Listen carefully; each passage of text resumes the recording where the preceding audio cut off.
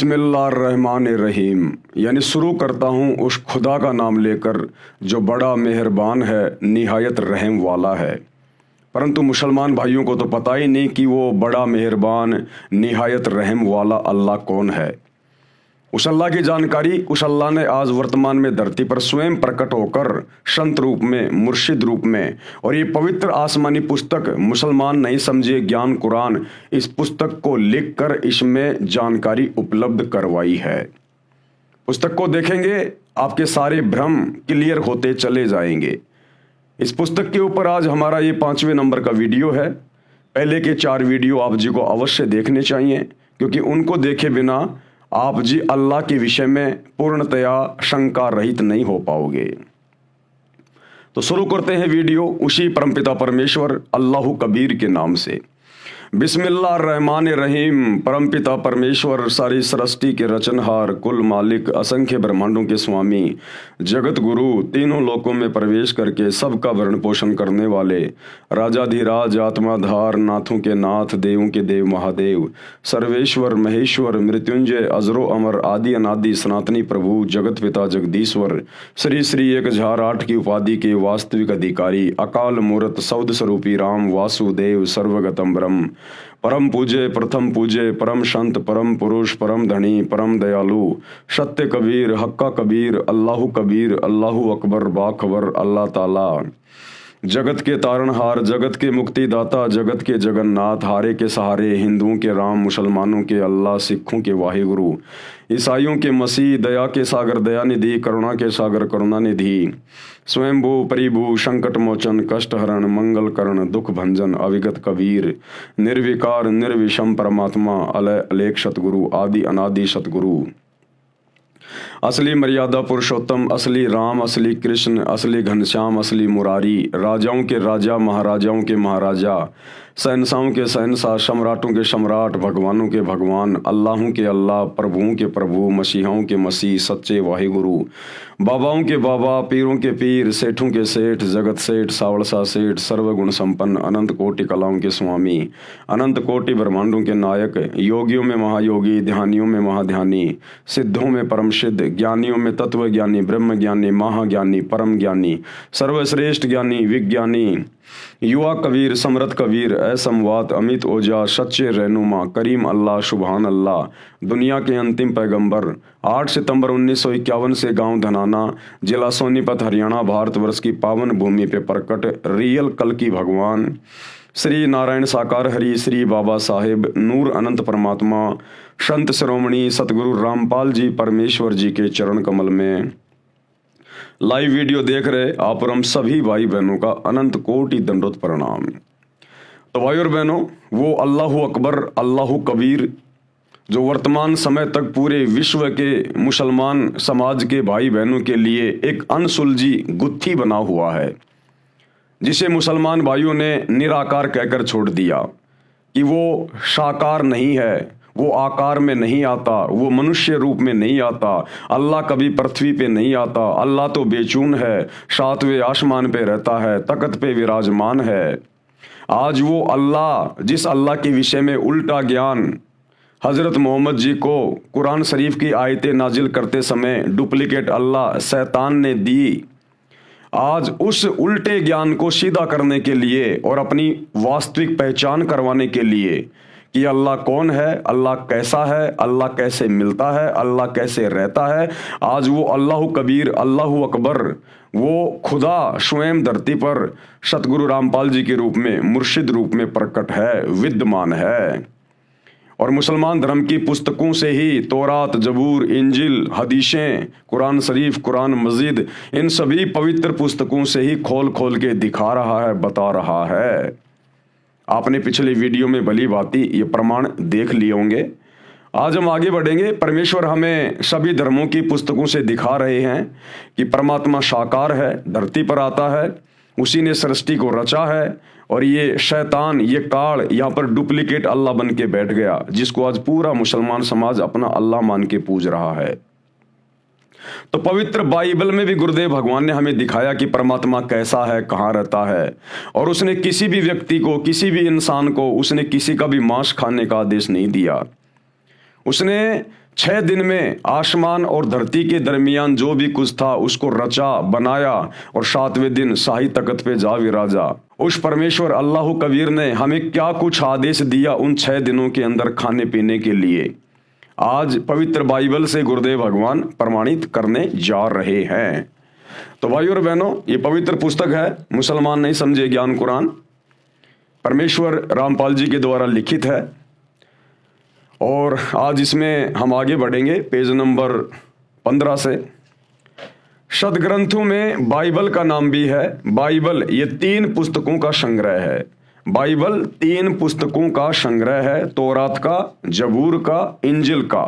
तौरात जो हजरत मूसा जी के ऊपर उतारी गई थी, जबूर हजरत दाऊद के ऊपर उतारी गई थी, और इंजिल ये ईसा जी के ऊपर उतारी गई थी। इन्हीं तीनों पुस्तकों का मिला जुला ज्ञान बाइबल के अंदर है। सदग्रंथों में बाइबल का नाम भी है। बाइबल ये 3 पुस्तकों का संग्रह है। नंबर 1 तौरात, नंबर 2 जबूर, नंबर 3 इंजिल। बाइबल में सबसे पहले सृष्टि की उत्पत्ति की जानकारी है, यानी बाइबल की शुरुआत में ही अध्याय नंबर 1 में सृष्टि उत्पत्ति की जानकारी है, क्रिएशन ऑफ द नेचर। वह तौरात पुस्तक वाली है जिसमें लिखा है कि परमात्मा ने सर्वप्रथम सृष्टि की रचना की। पृथ्वी, सूर्य, आकाश, पशु पक्षी, मनुष्य, नर नारी आदि की रचना परमात्मा ने 6 दिन में की तथा 7वें दिन तख्त पर जा विराजा, यानी सिंहासन पे जाके बैठ गया।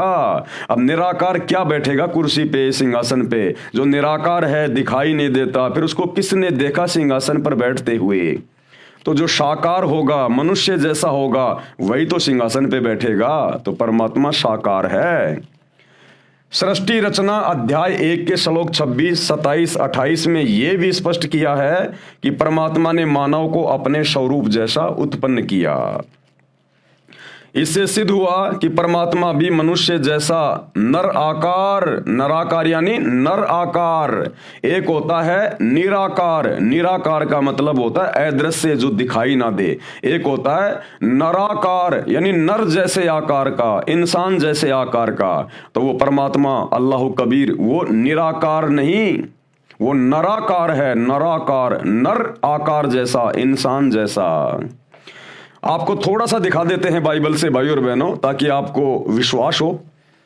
उसके बाद फिर हम आगे बढ़ेंगे, क्योंकि विश्वास कराना बहुत ज़रूरी है। विश्वास के बिना बात बनेगी नहीं। तो ये पवित्र बाइबल है, आपकी आंखों के सामने है। मैंने अपने घर से नहीं बनाई है, पूरी दुनिया इसी बाइबल को पढ़ती है। पवित्र बाइबल अर्थात पुराना और नया धर्म नियम, ये सब कुछ लिखा हुआ है। The Bible society of India, ये सब कुछ है, आप देख सकते हैं।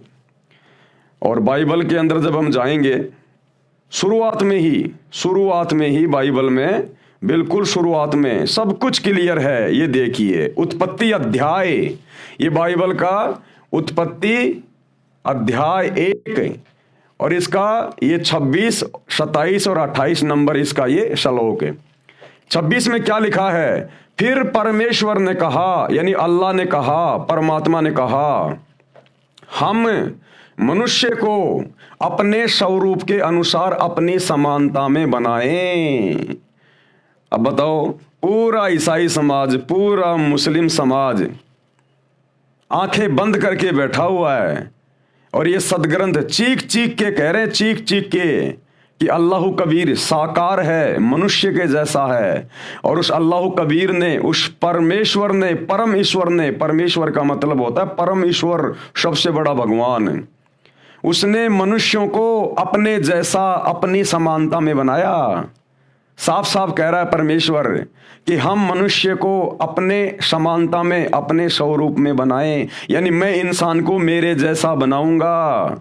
तो बताओ फिर भगवान कैसा हुआ, अल्लाह कबीर कैसा हुआ, वो निराकार कैसे हुआ? वो तो नराकार है, नर आकार में, जिन्होंने अपने जैसा आप और हमें बनाया, स्त्री और पुरुषों को बनाया।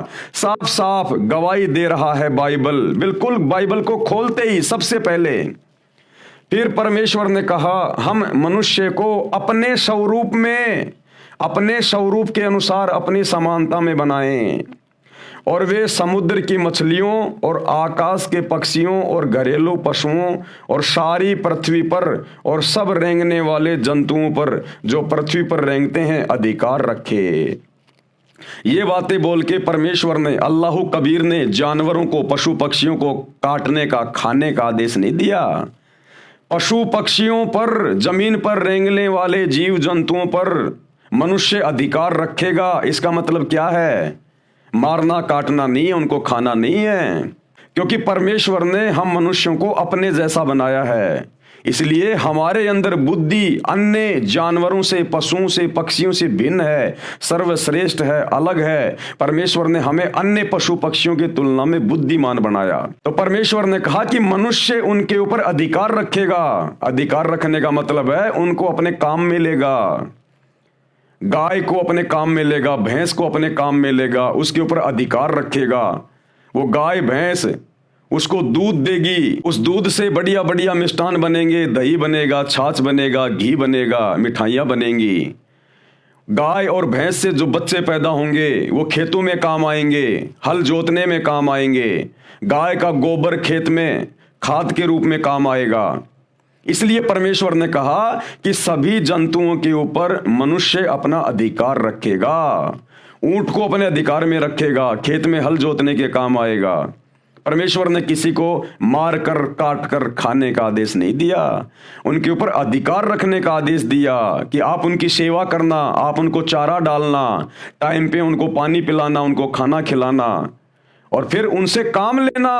वो तुम्हें दूध देंगे, दही देंगे, हल जोतने के लिए तुम्हारे को वो बछड़ा देंगे, बैल देंगे। ये कहा था परमेश्वर ने। अधिकार रखने का मतलब ये है, उनको मारकर खाने का नहीं।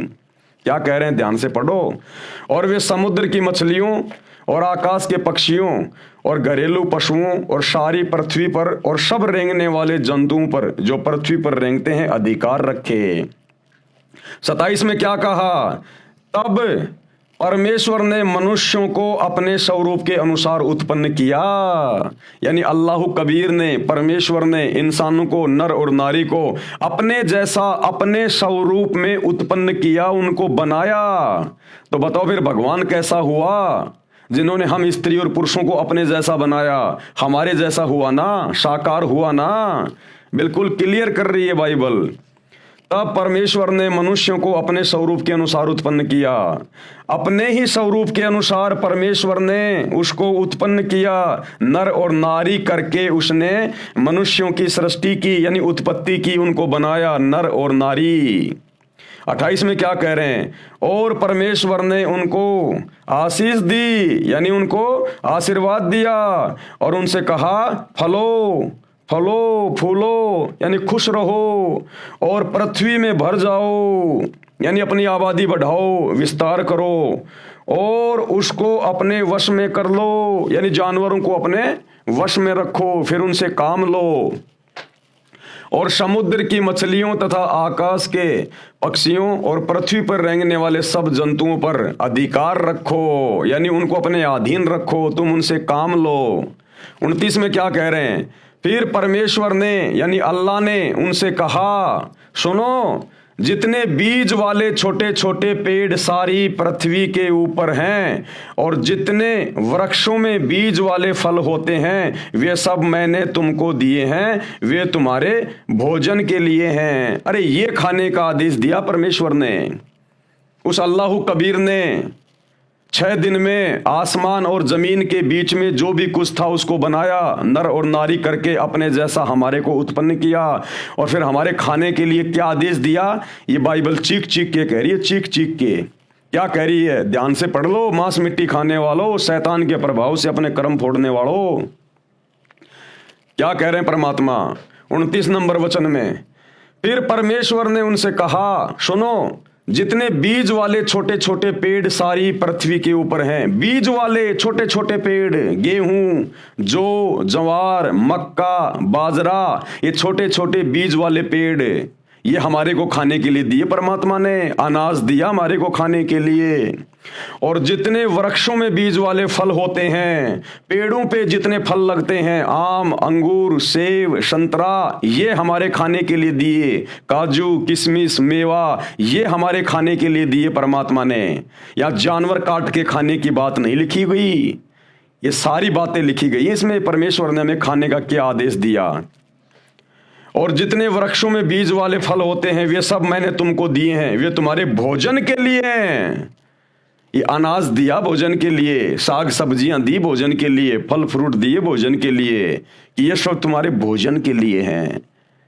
तो ये मांस खाने वाले, जीव हत्या करने वाले, ये गंदगी खाने वाले उस परमेश्वर के आदेश की अवहेलना कर रहे हैं। सोचो, जब आदम और हवा ने परमेश्वर के वचन की अवहेलना की और अदन की वाटिका में उस बीच वाले पेड़ के फल खाए शैतान के प्रभाव से, तो सोचो परमेश्वर ने उनको फिर क्या कहा कि अब तुमने मेरे आदेश की अवहेलना की है, अब तुम नीचे जाओ पृथ्वी पर, मर्तलोक पर खाओ, कमाओ, दुख उठाओ। और आज क्या कर रहे हो आप? परमेश्वर ने खाने के लिए हमें आदेश क्या दिया, और उसी शैतान के प्रभाव में आके फिर से आप लोग यही खा रहे हो, मांस मिट्टी, परमेश्वर की आत्माओं को काट काट के खा रहे हो। अरे उस आदम ने तो अदन की वाटिका में फल तोड़ के खाया था उस पेड़ का, उसके प्रतिफल में परमात्मा कितना नाराज हुआ, अल्लाह कबीर परमेश्वर। और यहां उसी शैतान के प्रभाव से, जिसे मुसलमान अपना डुप्लीकेट अल्लाह कहते हैं, ईसाई अपना मसीहा कहते हैं, ये शैतान है, काल। ये परमेश्वर के आदेश की अवहेलना करवाता है, हमें दोषी बनवाता है। तो आदम जी ने तो केवल वो फल खाया था, उसमें भी परमेश्वर के आदेश की अवहेलना हो गई, क्योंकि परमात्मा ने मना किया था तो इस वाटिका में जितने भी पेड़ हैं सबके फल खा सकता है, लेकिन वो जो पेड़ है उसके फल नहीं खाएगा। और आदम ने जब वो फल खा लिया, किसी बकरे को नहीं खाया, मुर्गे को नहीं खाया, फल खाया था, उसके प्रतिफल में भी परमात्मा नाराज हुआ, अल्लाह कबीर, और इस मृत लोक में भेज दिया आजीवन दुख उठाने के लिए। और तुम आज यहां उसी शैतान के प्रभाव में आके उस परमेश्वर की रूह को खा रहे हो, आत्माओं को खा रहे हो, मांस को खा रहा है। कितने बड़े दोषी बन रहे हो। इसीलिए तो मुसलमान धर्म में कोई संत पैदा नहीं होता। अरे इसीलिए मुसलमान धर्म में कोई साधु संत महात्मा पैदा नहीं होता, क्योंकि नेक आत्माओं के घरों में नेक आत्माएं उत्पन्न होती हैं। लेकिन मुसलमान धर्म में, ईसाई धर्म में कोई नेक आत्मा रही नहीं। सबने मांस खा खा के साग सब्जी की तरह अपने कर्म बिगाड़ लिए। तो साधु संत भी पैदा होना भूल गए मुसलमान धर्म में, ईसाई धर्म में। हिंदू धर्म में थोड़ी बहुत नेक आत्मा है, इसलिए साधु संत महात्मा हिंदू धर्म में, हिंदू धर्मों में जन्म ले रहे हैं। तो अपने कर्म बिगाड़ो मत भाइयों और बहनों। आप जिन पवित्र पुस्तकों को बिल्कुल क्लियर मानते हो, एथेंटिक मानते हो, प्रमाणित मानते हो, ये मुसलमान धर्म के लोग, ईसाई धर्म के लोग बाइबल को हाथ में ले लेके दुनिया को ये प्रवचन देते हैं, परमेश्वर का ये वचन है, परमेश्वर का वो वचन है, और खुद परमेश्वर के एक भी वचन पे नहीं चल रहे। अब परमेश्वर का क्या वचन है, इसलिए उस परमेश्वर ने, अल्लाह कबीर ने खुद धरती पर संत रूप में आके बताना पड़ता है। ये बाइबल लिखे हुए कितना टाइम हो गया। इस बाइबल को खोलते ही सबसे पहले यही लिखा है कि परमात्मा, परमेश्वर साकार है, मनुष्य के जैसा है। और आज पूरा ईसाई समाज, मुसलमान समाज परमात्मा को बेचून कह के, फॉर्मलेस कह के, निराकार कह के उससे मुंह फेरे बैठा है। तो क्या खाक वचन पढ़े तुम लोगों ने बाइबल के, कुरान मजीद के, कुरान शरीफ के? क्योंकि वही तो ज्ञान है, उसी शैतान का उतारा हुआ ज्ञान, उसी काल का दिया हुआ ज्ञान है। तुम तो इसको भी ढंग से नहीं समझ पाए। ये ज्ञान भी उस परमेश्वर ने, अल्लाह कबीर ने आज धरती पर आकर बताना पड़ा। और उन्हीं के आदेश से हम आप लोगों को समझा रहे हैं, दिखा रहे हैं कि अब भी आप लोगों की आंखें फूटी पड़ी है भाई और बहनों। तो परमेश्वर ने फल फ्रूट खाने का आदेश दिया। छोटे छोटे बीज वाले पेड़, गेहूं, जौ, ज्वार, मक्का, बाजरा, ये खाने का आदेश दिया। काजू, किशमिश, मेवा, संतरा, आम, अंगूर, ये खाने का आदेश दिया। और हम क्या खा रहे हैं? पेशाबी गंध खा रहे हैं। अरे नर और मादा के संयोग से जो पदार्थ निकलता है उसी से तो वो बच्चा बनता है, अंडा बनता है, मुर्गा बनता है, वो बकरा बनता है। तो पेशाबी गंध खा रहे हो तुम और फिर कहते हो हम बड़े पाक हैं, हम बड़े जो है वो पवित्र हैं। क्या खाक पवित्र हो? तुम्हारे से गंदा तो कोई जान में नहीं होगा। जो पेशाब को खा रहे हैं, पेशाबी गंध खा रहे हैं, उस मैल को खा रहे हैं और ऊपर से परमात्मा के दोषी बन रहे हैं और फिर कहते हैं हम बड़े पाक और पवित्र हैं। ऐसे निकम्मों से जो मांस खाते हैं, चाहे किसी भी धर्म का हो, अल्लाह सौ कोस दूर है, सौ कोस दूर।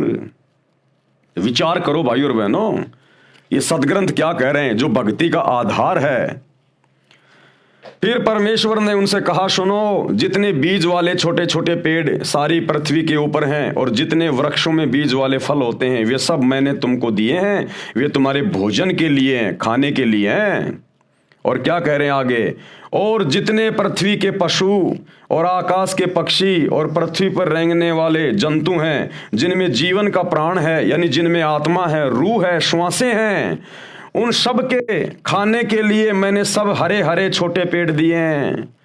यानी पशु पक्षियों के लिए, जानवरों के लिए मैंने हरे भरे छोटे छोटे पेड़ दिए हैं। यानी ये घास फूस वगैरह ये मैंने जानवरों के लिए बनाया है, खाने के लिए। तो जानवर तो बेचारे अपनी हद में है, लेकिन इंसान बेहदी हो गया, बेहदी। और भाई इसकी सजा भोगनी पड़ेगी। इसलिए तो गधे, कुत्ते, सुअर, एक कुतिया एक बार में 8-8 बच्चे पैदा करती है। क्यों कर रही है? उन्हीं निकम्मों को पैदा कर रही है जो पहले इस मनुष्य शरीर में थे, हिंदू मुसलमान थे, सिख ईसाई थे, मांस काट काट के खा रहे थे, शराब पी रहे थे, शैतान की साधना कर रहे थे। आज उनको अपने कर्म भोगने पड़ रहे हैं उस कुतिया के पेट में आके। एक सुअरी 12-12 बच्चे पैदा करती है। क्यों कर रही है? ये वही इंसान है, वही निकम्मी आत्माएं हैं जिन्होंने परमेश्वर के आदेश की उल्लंघना की, सच्चे खुदा की इबादत नहीं की, शैतान की भक्ति करते रहे, डुप्लीकेट भगवान की भक्ति करते रहे और मांस मिट्टी खाते रहे, नशा करते रहे, चोरी जारी करते रहे, ब्याज लेते रहे, झूठ बोलते रहे। अब वो जानवर के पेट में जन्म ले रहे हैं और कष्ट भोग रहे हैं, दुख भोग रहे हैं। तो परमेश्वर ने तो पशु पक्षियों के लिए खाने को क्या कहा है, क्या दिया है, वो भी सब कुछ बाइबल में लिखा हुआ है। और पृथ्वी पर रेंगने वाले जंतु हैं जिनमें जीवन का प्राण है, उन सब के खाने के लिए मैंने सब हरे हरे छोटे पेड़ दिए हैं। और वैसा ही हो गया। परमेश्वर ने कहा कि जैसा मैंने कहा वैसा ही होता चला गया। पेड़ बन गए, घास फूस बन गए, सब बन गए। तब परमेश्वर ने जो कुछ बनाया था सबको देखा तो क्या देखा कि वह बहुत ही अच्छा है। तब सांझ हुई, फिर भोर हुई और इस प्रकार छठा दिन हो गया। इस प्रकार छठा दिन हो गया। 6 दिन कंप्लीट हो गए। परमेश्वर ने 6 दिन में आसमान और जमीन के दरमियान जो भी कुछ था उसको पैदा किया, उत्पन्न किया। और 7वें दिन वो अल्लाह कबीर, वो परमेश्वर, वो शतलोक के सिंहासन पे जाके बैठ गया। अब परमेश्वर ने 6 दिन में किस किस को क्या आदेश दिया, सब कुछ बाइबल में लिखा हुआ है। किसी को मांस खाने का आदेश नहीं दिया, किसी जानवर को भी मांस खाने का आदेश नहीं दिया परमेश्वर ने। सतयुग में शेर भी मांस नहीं खाता था। गुरुदेव कहते हैं कुछ ऐसे पेड़ हुआ करते थे, उसकी छाल के वो पंजा मार के और वो तरल पदार्थ पिया करता था, घास फूस खाया करता था, पेड़ के पत्ते खाया करता था। शेर भी, सतयुग में जानवर भी मांस नहीं खाते थे। आगे चलकर शैतान के प्रभाव से फिर ये पूरा सिस्टम बिगड़ गया। तो इंसान को मांस खाने का आदेश कैसे देगा? वो कादर अल्लाह, निहायत मेहरबान, रहम दिल अल्लाह। एक आत्मा को दूसरी आत्मा के माध्यम से क्यों कटवाएगा? क्या वो निर्दयी है क्या, अन्यायी है क्या? वो नहीं देगा। तो 6 दिन में परमात्मा ने जमीन और आसमान के बीच में जो भी कुछ था उसको बनाया। इंसानों को क्या खाना है, जानवरों को क्या खाना है, परमेश्वर ने उनको बता भी दिया अपने वचन में, और उनके लिए वो चीजें उसने उत्पन्न भी कर दी। और 7वें दिन वो तख्त पे जा बैठा, वो सबसे बड़ा अल्लाह, सुप्रीम गॉड। अब भाइयों और बहनों, उसके बाद उस परमेश्वर के आदेश देकर शतलोक में सिंहासन पर जाकर बैठने के बाद इस शैतान ने फिर अपने फरिश्ते भेजकर, शैतान ने मुल्ला मौलवियों में कुप्रेरणा करके, भूत की तरह प्रवेश करके, अपने फरिश्तों के माध्यम से फिर इसने जो आदेश दिए हैं, और आगे उन धर्म के लोगों ने फिर मांस खाना जो शुरू किया है, इसमें परमेश्वर का कोई हाथ नहीं है। ये वर्तमान में इन हदीसों के अंदर जो आदेश लिखे हुए हैं, या बाइबल में कहीं कोई आदेश लिखा हुआ है मांस खाने का, ये अल्लाह कबीर का नहीं है, परमेश्वर का नहीं है। उसने तो 6 दिन में सब कुछ बना के, किसको क्या खाना है, क्या पीना है, पूरा आदेश देके 7वें दिन तख्त पे जा बैठा। उसके बाद फिर इस शैतान ने जो झूठे आदेश हदीसों में या अन्य किसी के माध्यम से, फरिश्तों के माध्यम से जो दिलवाए हैं, ये परमेश्वर का आदेश नहीं है। अब यदि कोई मांस खाएगा, नशा करेगा, उल्टे कर्म करेगा, तो सीधा सीधा वो सुप्रीम कोर्ट का दोषी होगा, अल्लाह कबीर का, परमेश्वर का दोषी बनेगा। तो ये अल्लाह अकबर का आदेश नहीं है मांस खाने का। उसने तो 6 दिन में जो आदेश देना था दे दिया, 7वें दिन जाके तख्त पे बैठ गया। उसके बाद यदि जबूर में, तौरात में, इंजिल में, कुरान में यदि कहीं भी मांस खाने का आदेश लिखा हुआ है, तो उस अल्लाह कबीर का नहीं, ये शैतान का आदेश है, शैतान का आदेश।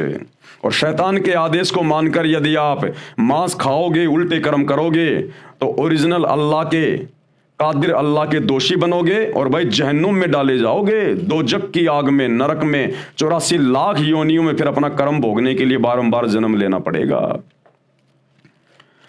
यूं आकाश और पृथ्वी और उनकी सारी सेना का बनाना समाप्त हो गया, और परमेश्वर ने अपना काम जिसे वह करता था 7वें दिन समाप्त किया, और उसने अपने किए हुए सारे काम से 7वें दिन विश्राम किया।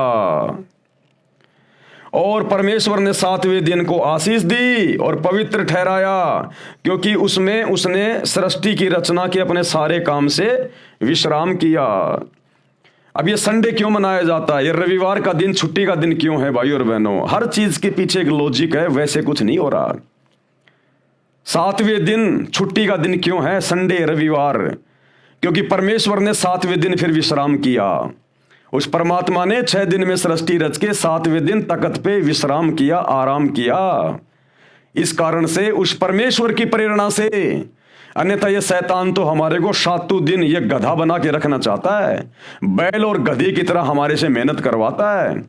लेकिन ये एक दिन जो ये छुट्टी का है, रविवार, ये भी उस अल्लाह कबीर परमेश्वर सतगुरु रामपाल जी भगवान की दया से यहां पर शुरू हुआ है, 7वां दिन छुट्टी का। क्योंकि परमेश्वर ने 6 दिन में सृष्टि रची और 7वें दिन खुद तख्त पे जाके विश्राम किया, और हमारे लिए भी परमात्मा ने एक ये दिन विश्राम का दिन रख दिया। ये रविवार इसलिए मनाया जाता है। आगे क्या लिखा है परमेश्वर ने? मनुष्य की उत्पत्ति, आकाश और पृथ्वी की उत्पत्ति का वृतांत, आकाश और पृथ्वी की उत्पत्ति का वृतांत, ये वही चल रहा है। उत्पत्ति 1 यह है कि जब वे उत्पन्न हुए, अर्थात जिस दिन यहोवा परमेश्वर ने, यानी समर्थ परमात्मा ने, अल्लाह कबीर ने पृथ्वी और आकाश को बनाया, तब मैदान का कोई पौधा भूमि पर न था और न मैदान का कोई छोटा पेड़ उगा था, क्योंकि यह यहोवा परमेश्वर ने पृथ्वी पर जल नहीं बरसाया था और भूमि पर खेती करने के लिए मनुष्य भी नहीं था, तो भी कोहरा पृथ्वी से उठता था। यानी परमात्मा ने 6 दिन में जो भी कुछ बनाया, उस समय पृथ्वी पर कोई इंसान नहीं था। परमात्मा ने बाबा आदम की उत्पत्ति की थी और उसकी हवा की उत्पत्ति की थी। उस समय ये दोनों स्वर्ग में थे, वहां पे ये दोनों अदन की वाटिका में रह रहे थे, और पीछे परमात्मा ने पूरी नीचे इस पृथ्वी की पूरी रचना की, सब कुछ यहां पर परमात्मा ने बनाया। और उसके बाद की जो रचना है, ये मनुष्य बनाने की जो रचना है, उसके बाद की, ये फिर इस शैतान ने शुरू की अपने भोजन के लिए, अपने खाने के लिए। तो जिस समय इस पृथ्वी पर ना कोई जीव था, ना कोई इंसान था, परमात्मा ने बाबा आदम को, उसकी पत्नी हवा को बनाकर अपने जैसा और जन्नत में बैठा दिया था, स्वर्ग में बैठा दिया था, अदन की वाटिका में, और नीचे पूरी सृष्टि की रचना की, और सब कुछ आदेश देकर परमात्मा 7वें दिन सतलोक के सिंहासन पे जाके बैठ गए। उसके बाद फिर इस शैतान ने अपने भोजन के लिए आगे नर और नारियों की उत्पत्ति की। नर और नारी उत्पन्न होते गए, पृथ्वी लोक पर आते गए, और फिर परमात्मा का वचन तोड़कर मांस मिट्टी खाते गए, शराब पीते गए, उल्टे काम करते गए, और फिर उन कर्मों को भोगने के लिए शैतान ने फिर उनको अन्य योनियों में डालने के लिए गधा, कुत्ता, शुअर बनाना भी शुरू कर दिया। इस प्रकार से इस पृथ्वी के जीवों की धीरे धीरे फिर उत्पत्ति होने लगी। और भूमि पर खेती करने के लिए मनुष्य भी नहीं था, तो भी कोहरा पृथ्वी से उठता था, जिससे सारी भूमि सिज जाती थी। तब यहोवा परमेश्वर ने आदम को भूमि की मिट्टी से रचा और उसके नथनों में जीवन का श्वास फूंक दिया, और आदम जीवित प्राणी बन गया। इस प्रकार से परमेश्वर ने फिर आगे की सृष्टि उत्पन्न की, और सब कुछ अपना वचन देकर, अपने आदेश देकर इस शैतान को, इस काल को, हिंदू जिसे अपने वेद कह देते हैं, मुसलमान भाई उसको अपनी बाइबल कह देते हैं, इंजिल कह देते हैं, हिंदू जिसे अपने वेद कह देते हैं, यानी वेदों में परमात्मा का संविधान है, मैन्युअल है सृष्टि का, किसने कैसे रहना है, क्या खाना है, क्या पीना है। मुसलमान भाई उनको तौरात, जबूर, इंजिल और ये कुरान शरीफ, कुरान मजिद के नाम से जानते हैं। ईसाई भाई उसे बाइबल के नाम से जानते हैं। ये परमात्मा का विधान है, संविधान है उस परमात्मा का। तो भाई और बहनों, ये छोटी सी जानकारी थी जो आप सभी को देनी थी, ताकि आपको विश्वास हो कि परमात्मा नराकार है, यानी परमात्मा भी नराकार, मनुष्य जैसा नराकार साकार है, यानी नर आकार में साकार है। मनुष्यों के खाने के लिए परमेश्वर का आदेश अभी आपको दिखा दिया गया है बाइबल से। उत्पत्ति अध्याय में बाइबल में लिखा है कि श्लोक नंबर 27-28 में, मनुष्यों के खाने के लिए बीजदार पौधे यानी गेहूं, चने, बाजरा आदि आदि तथा फलदार वृक्ष दिए हैं, ये तुम्हारा भोजन है। पशु पक्षियों के खाने के लिए घास, पत्तेदार झाड़ियां दी हैं। इसके पश्चात परमात्मा तो अपने निज धाम शतलोक में तख्त पर जा बैठा। यानी 6 दिन में जो भी कुछ परमात्मा ने बनाना था, जो भी आदेश देना था, सब कुछ देके 7वें दिन उसने सिंहासन पे जाके विश्राम किया शतलोक में। बाइबल में आगे जो ज्ञान है वह काल भगवान का तथा इसके देवताओं यानी फरिश्तों का दिया हुआ है। अब परमात्मा के सतलोक में जाने के बाद, सिंहासन पर बैठने के बाद, फिर आगे जो भी कोई आदेश दिया गया है, उल्टा सीधा मांस खाने का, शराब पीने का, जीव हत्या करने का, ये सब आदेश फिर इस काल का, इस शैतान का है, शैतान के द्वारा भेजे गए फरिश्तों का है।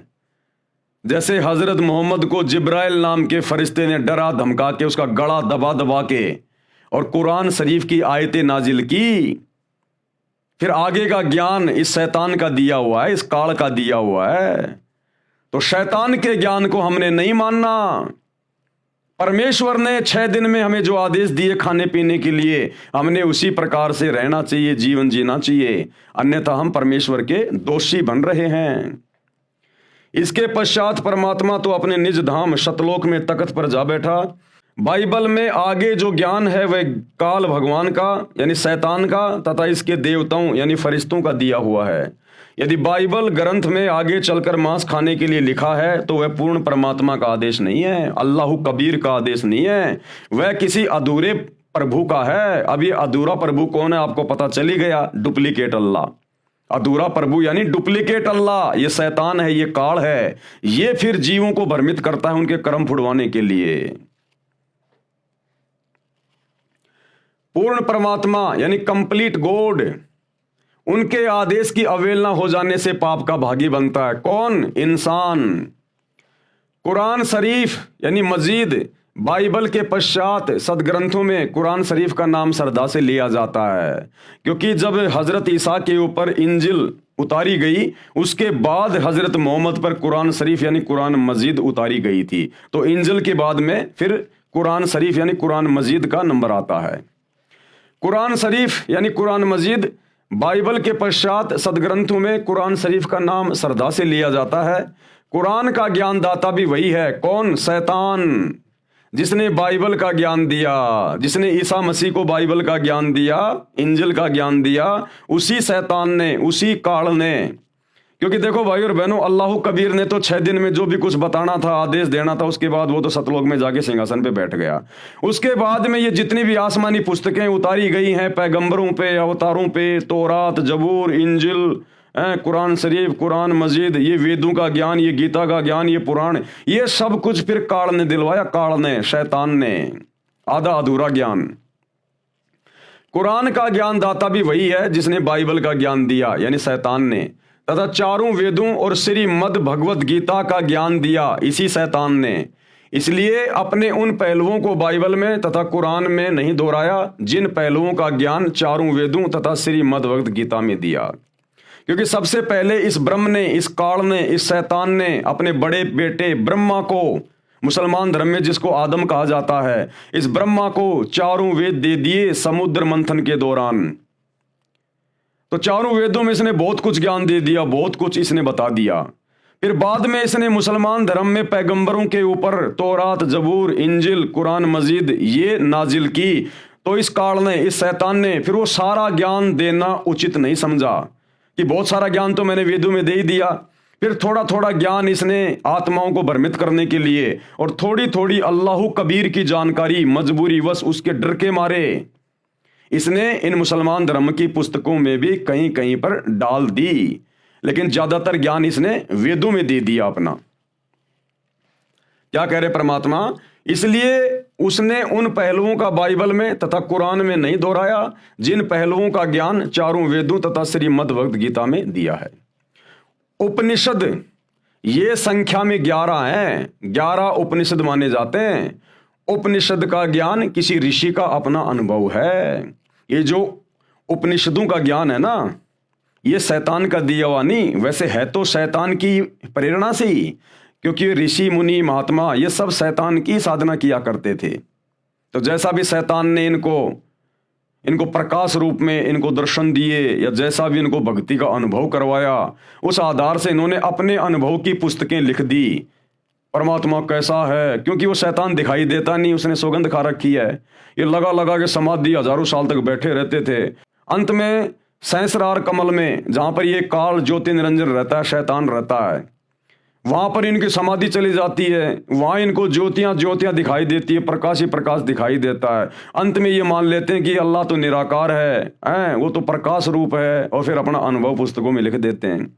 तो ये उपनिषदों का जो ज्ञान है, जो संख्या में 11 उपनिषद हैं, इनमें अल्लाह का ज्ञान नहीं है, परमात्मा का ज्ञान नहीं है। ये साधु संत महात्माओं ऋषियों का अपना खुद का भक्ति अनुभव का ज्ञान है। इन उपनिषदों से केवल हम उसी ज्ञान को स्वीकार करेंगे जो ज्ञान वेदों से मेल खाएगा, जो ज्ञान सूक्ष्म वेद से मेल खाएगा, कबीर परमेश्वर के कबीर सागर से मेल खाएगा। इन उपनिषदों से हमने केवल उसी ज्ञान को लेना है। अन्य ज्ञान हमारे किसी काम का नहीं, वो किसी व्यक्ति विशेष का अपना अनुभव है। उपनिषद ये संख्या में 11 माने जाते हैं। उपनिषद का ज्ञान किसी ऋषि का अपना अनुभव है।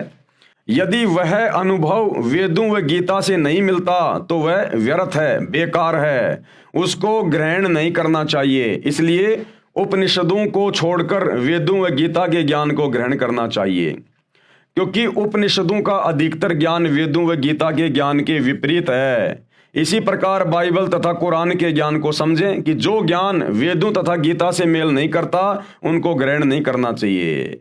यानी मुसलमान धर्म की चारों पुस्तकें, यदि उनका ज्ञान चारों वेदों और गीता से मेल नहीं खाता है तो वो ज्ञान किसी काम का नहीं है, वो शैतान का जबरदस्ती फालतू का ठोका हुआ ज्ञान है।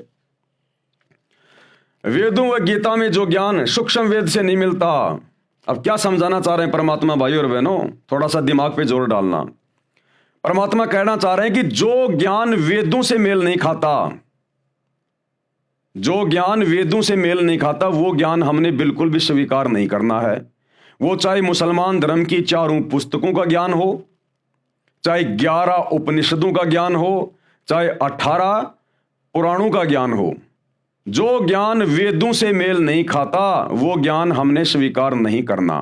और जो ज्ञान वेदों का जो ज्ञान सूक्ष्म वेद से मेल नहीं खाता, सूक्ष्म वेद यानी कबीर परमात्मा का ज्ञान, कबीर अल्लाह कबीर की वाणियां, कबीर सागर, आदरणीय गरीबदास जी का सदग्रंथ साहिब, जो ज्ञान कबीर सागर से मेल नहीं खाता, कौन सा? वेदों वाला जो ज्ञान और गीता वाला जो ज्ञान सूक्ष्म वेद से मेल नहीं खाता, कबीर सागर से, कबीर परमात्मा की वाणियों से, उनके ज्ञान से मेल नहीं खाता, वो ज्ञान भी हमने नहीं मानना है। क्योंकि सर्वोपरि ज्ञान है सूक्ष्म वेद में। सूक्ष्म वेद यानी वो कबीर परमात्मा धरती पे प्रकट होकर जो ज्ञान देता है फिर उसको लिखवा देता है। जैसे 650 साल पहले आए कबीर दास नाम से, उन्होंने सूक्ष्म वेद लिखवा दिया आदरणीय धर्मदास जी के माध्यम से, कबीर सागर। और 300 साल पहले गांव छुड़ानी जिला झज्जर हरियाणा में आए आदरणीय गरीबदास जी के नाम से, और एक पंडित गोपाल दास जी से उन्होंने सदग्रंथ साहिब की रचना करवा दी जिसमें 24,000 वाणियां हैं। तो ये है सूक्ष्म वेद। काल प्रेरणा से, शैतान प्रेरणा से नकली कबीर पंथियों ने कबीर सागर में भी आगे चल के मिलावट कर दी। इसलिए अल्लाह कबीर ने गरीबदास जी को भेजा, स्वयं आए वो गरीबदास जी के रूप में, लीला की, और दोबारा से उन्होंने सूक्ष्म वेद की रचना की। आज सूक्ष्म वेद से सतगुरु रामपाल जी भगवान हमें पूरा ज्ञान समझा रहे हैं। तो गरीबदास जी की वाणियों में जो ज्ञान है उसमें रत्ती भर भी मिलावट नहीं है, छटांग भर भी प्योर घी है, प्योर घी। तो जो कुछ गरीबदास जी के सदग्रंथ साहिब में लिखा हुआ है, जो हमें सतगुरु रामपाल जी भगवान बता रहे हैं, और सतगुरु रामपाल जी को गरीबदास जी के ग्रंथ की भी कोई आवश्यकता नहीं है, ये तो स्वयं अल्लाह कबीर है। लेकिन अगर ये अपने मुंह से बोलने लग जाए वैसे ही, तो हम नालायक विश्वास नहीं कर पाएंगे कि गुरुजी बोल कैसे रहे हैं, गुरुजी का बोलने का आधार क्या है। इसलिए हमारी छोटी बुद्धि को देखते हुए ये अल्लाह कबीर सतगुरु रामपाल जी, इन्होंने गरीबदास जी के रूप में आके पहले वो ग्रंथ लिखना पड़ा, और आज उस ग्रंथ को आधार बनाकर आप और हमें समझा रहे हैं, तो हम यकीन कर रहे हैं।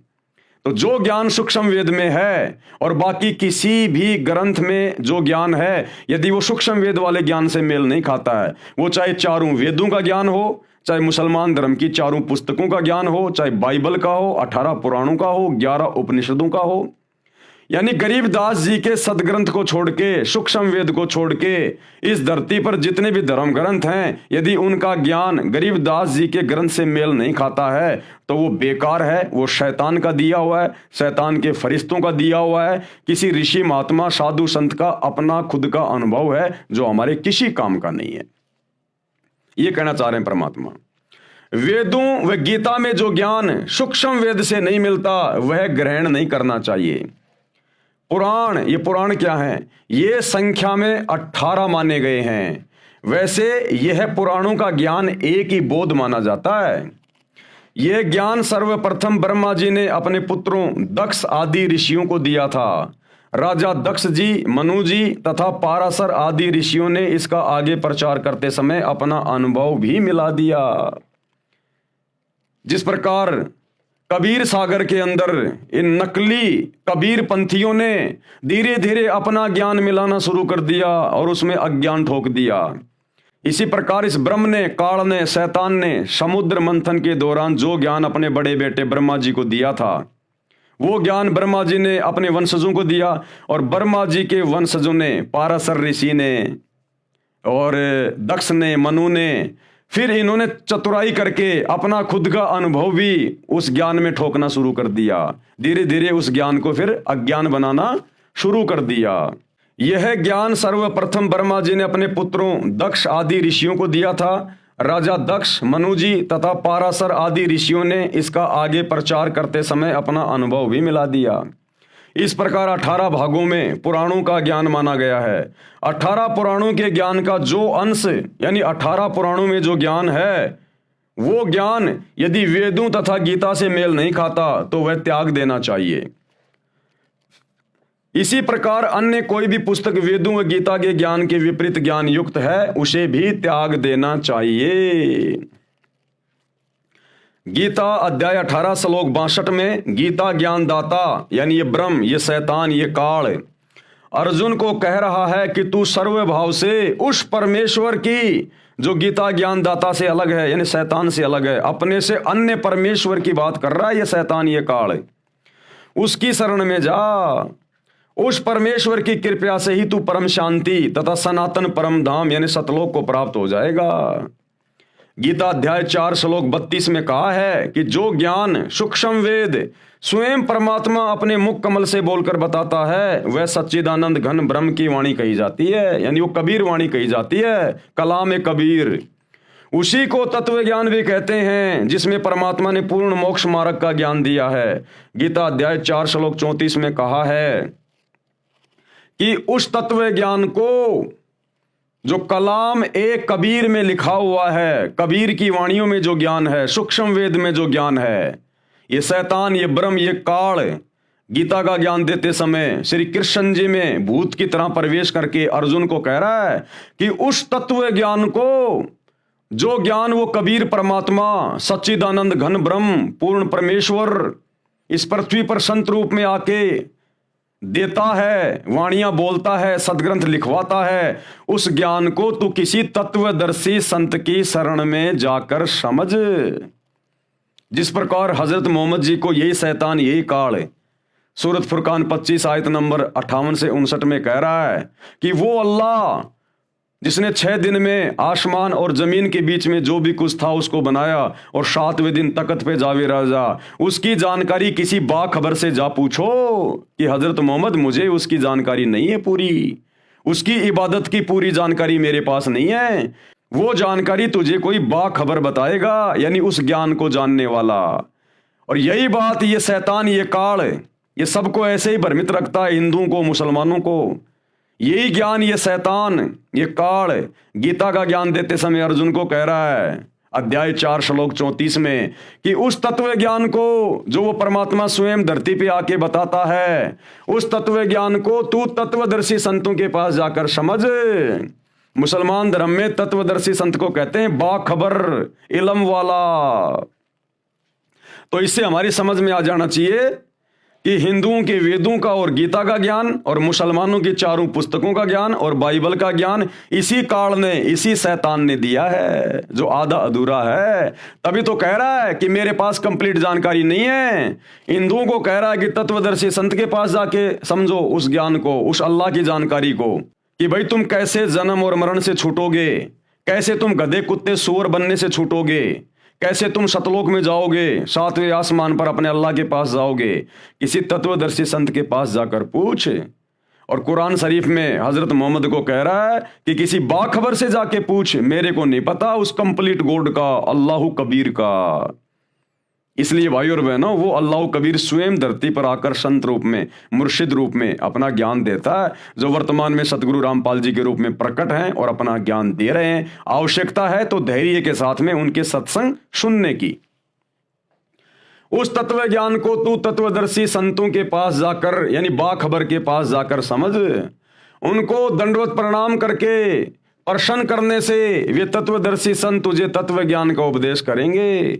अब वो बाखबर, वो तत्वदर्शी संत कैसे प्रश्न होगा? वो प्रश्न होगा भक्ति करने से। जब उनसे उपदेश ले लेंगे, नाम दीक्षा ले लेंगे और उनके वचन में रहकर, उनकी मर्यादा में रहकर भक्ति करेंगे। ये मांस मिट्टी खाना छोड़ देंगे, रूह को मार के काट के खाना छोड़ देंगे, नशा करना छोड़ देंगे, झूठ बोलना, चोरी करना, ब्याज लेना, किसी की आत्मा को दुखाना, ये सारे कुकर्म जो शैतान ने, काल ने लगा रखे हैं, इन सब से पीछे हटके जब हम उस सतगुरु की, मुर्शिद की भक्ति करेंगे, तब वो प्रसन्न होगा और हमें फिर आगे का रास्ता बताएगा, मुक्ति का, मोक्ष का। गीता अध्याय 15 श्लोक 1 में तत्वदर्शी संत की पहचान बताई है। अब उस बाखबर की पहचान बताई है तत्वदर्शी संत की।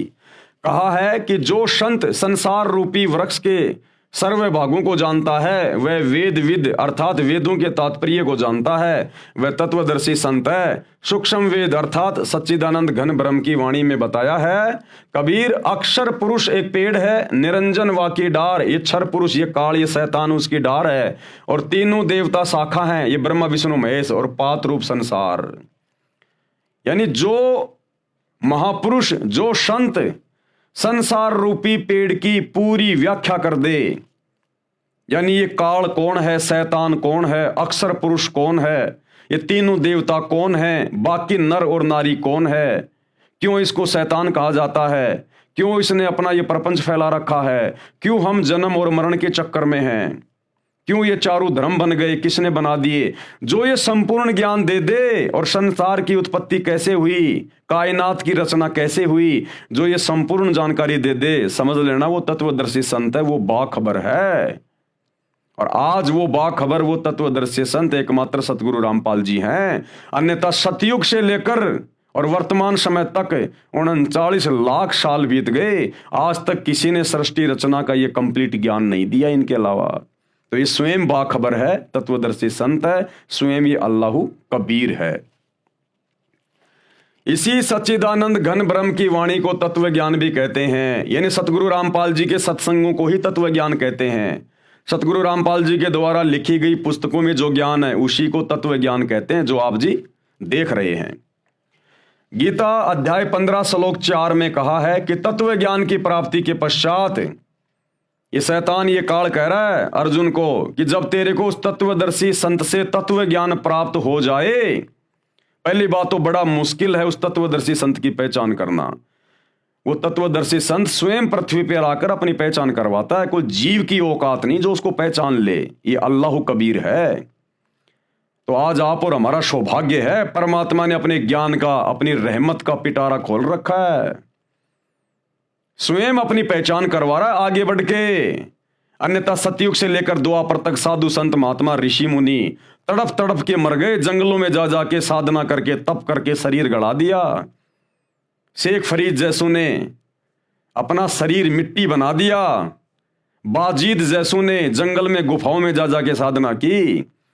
ऋषि मुनियों की आंखों की पलकें जमीन पे टिक जाया करती थी, इतने समय तक भगवान की खोज में, उसकी भक्ति में बैठे रहते थे, घर परिवार छोड़ के, अन्न पानी छोड़ के। लेकिन वो तरीका सही नहीं था, जिस कारण से उनको भी तत्वदर्शी संत नहीं मिला।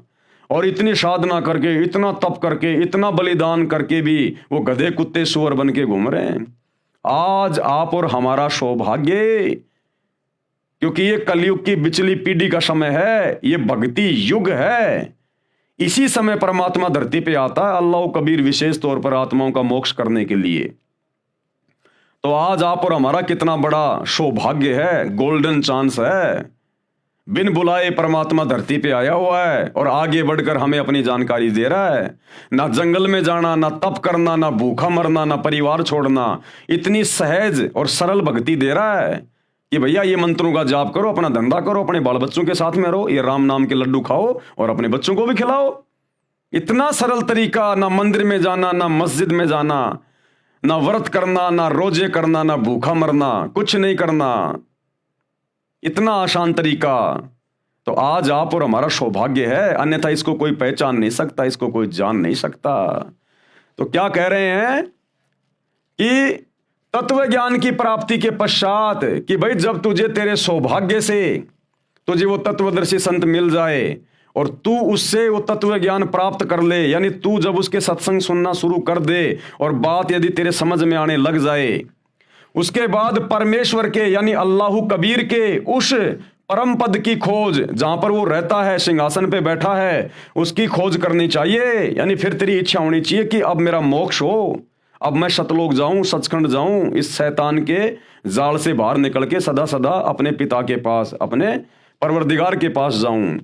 जहां जाने के पश्चात यानी सतलोक जाने के पश्चात साधक यानी भगत कभी लौटकर फिर से संसार में नहीं आता। इस काल के शैतान के लोक में, इस पृथ्वी पर, इस 21 ब्रह्मांड में फिर वो आत्मा दोबारा नहीं आएगी। और इससे भी सुंदर लोक उस परमेश्वर का, अल्लाह का, जहां पर सारे सुख भोगेगी वो, अर्थात उसका पूर्ण मोक्ष हो जाता है। उसी परमात्मा ने, उसी अल्लाह कबीर ने, अल्लाह अकबर ने, परमेश्वर ने, उसी परमात्मा ने संसार रूपी वृक्ष की रचना की है, यानी दुनिया रची है। 6 दिन में आसमान और जमीन के बीच में जो भी कुछ था उसी ने रचा। केवल उसी की भक्ति करो, केवल उसी की भक्ति करनी चाहिए। ये मुसलमान भाई मस्जिदों में जा जाके पत्थरों को सिजदा कर रहे हैं, तुम कहां उस अल्लाह कबीर की भक्ति कर रहे हो? अरे जो पीर पैगंबर मर गए, जो ओलिया मर गए, मुल्ला मौलवी मर गए, उनकी मज़ारों में, उनके समाधियों पे जाके तुम मत्था टेक रहे हो। परमात्मा अपनी वाणी में कहते हैं, हिंदू हदीरे पूज ही, हदीरे यानी ये साधु संतों की समाधि उनके मरने के बाद में, हिंदू हदीरे पूज ही और मुस्लिम पूजे घोर। घोर यानी ये मजारें, ये ओलिया मर गए, कोई पीर मर गया, उसकी समाधि बना दी, उसको कहते हैं घोर। तो कहते हैं हिंदू हदीरे पूज ही और मुस्लिम पूजे घोर। और कहते हैं दोनों धर्मों की अकल को ये खा गए हैं चोर। इस शैतान ने दोनों धर्म के लोगों की बुद्धि को हर लिया। इनको अल्लाह की जानकारी नहीं है, ये पत्थर पूजते फिरते हैं मंदिरों में, मस्जिदों में, मज़ारों पे, दरगाहों पे। ये अल्लाह की भक्ति नहीं कर रहे, ये शैतान की भक्ति कर रहे हैं, पत्थर पुजारी हो गए। केवल उसी की भक्ति करो।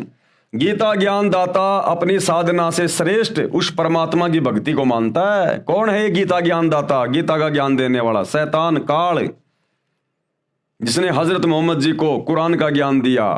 ये अपनी भक्ति से ज्यादा उत्तम भक्ति, श्रेष्ठ भक्ति उस परमात्मा की बता रहा है, अपने से अन्य अल्लाह की, परमात्मा की। उसी से परमेश्वर का वह परम पद प्राप्त होता है, जिसे प्राप्त करने के बाद जीव का जन्म मृत्यु का चक्कर सदा के लिए समाप्त हो जाता है। यानी उसी अल्लाह कबीर की भक्ति से फिर ये गधे कुत्ते बनने का झंझट समाप्त हो जाता है, नरक में जहन्नुम में जाने का झंझट समाप्त हो जाता है। अब श्री गुरु ग्रंथ साहिब में कहां प्रमाण है सृष्टि रचना का, उस एक परमात्मा का? धीरे धीरे सभी सदग्रंथों का नंबर आ रहा है।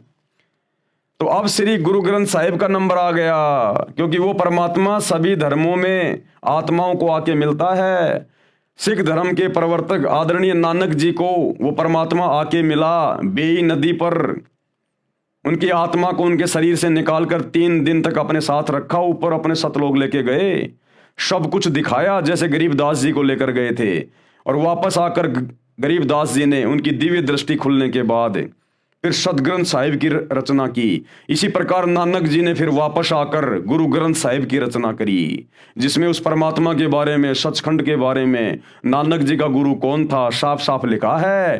धाणक रूप रहा करतार, यानी वो काशी वाला धाणक, यानी कबीर परमात्मा धाणक जाति में आए थे 650 साल पहले। तो नानक जी के गुरु थे कबीर जी, क्योंकि नानक जी कबीर जी के समकालीन थे।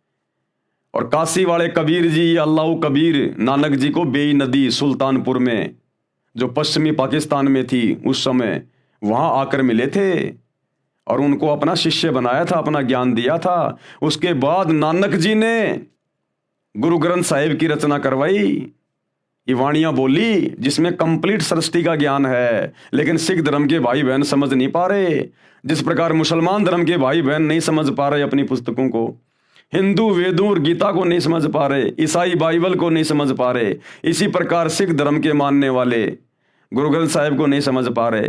तो अब उस परमात्मा सतगुरु रामपाल जी ने, अल्लाह कबीर ने आकर सभी धर्मों के सदग्रंथों को खोल खोल के दिखाया कि बच्चों तुम कहाँ भूले बैठे हो, कहाँ भटके बैठे हो। अब समय आ गया वापस अपने परवरदिगार के पास जाने का। शैतान से पीछा छुड़वाओ और सत्संग सुनना शुरू करो। श्री गुरु ग्रंथ साहिब जी यह है सिख धर्म का ग्रंथ माना जाता है। सिख वैसे कोई धर्म नहीं है, ना मुसलमान कोई धर्म है, ना ईसाई कोई धर्म है, ना हिंदू कोई धर्म है। सिख कोई धर्म नहीं था।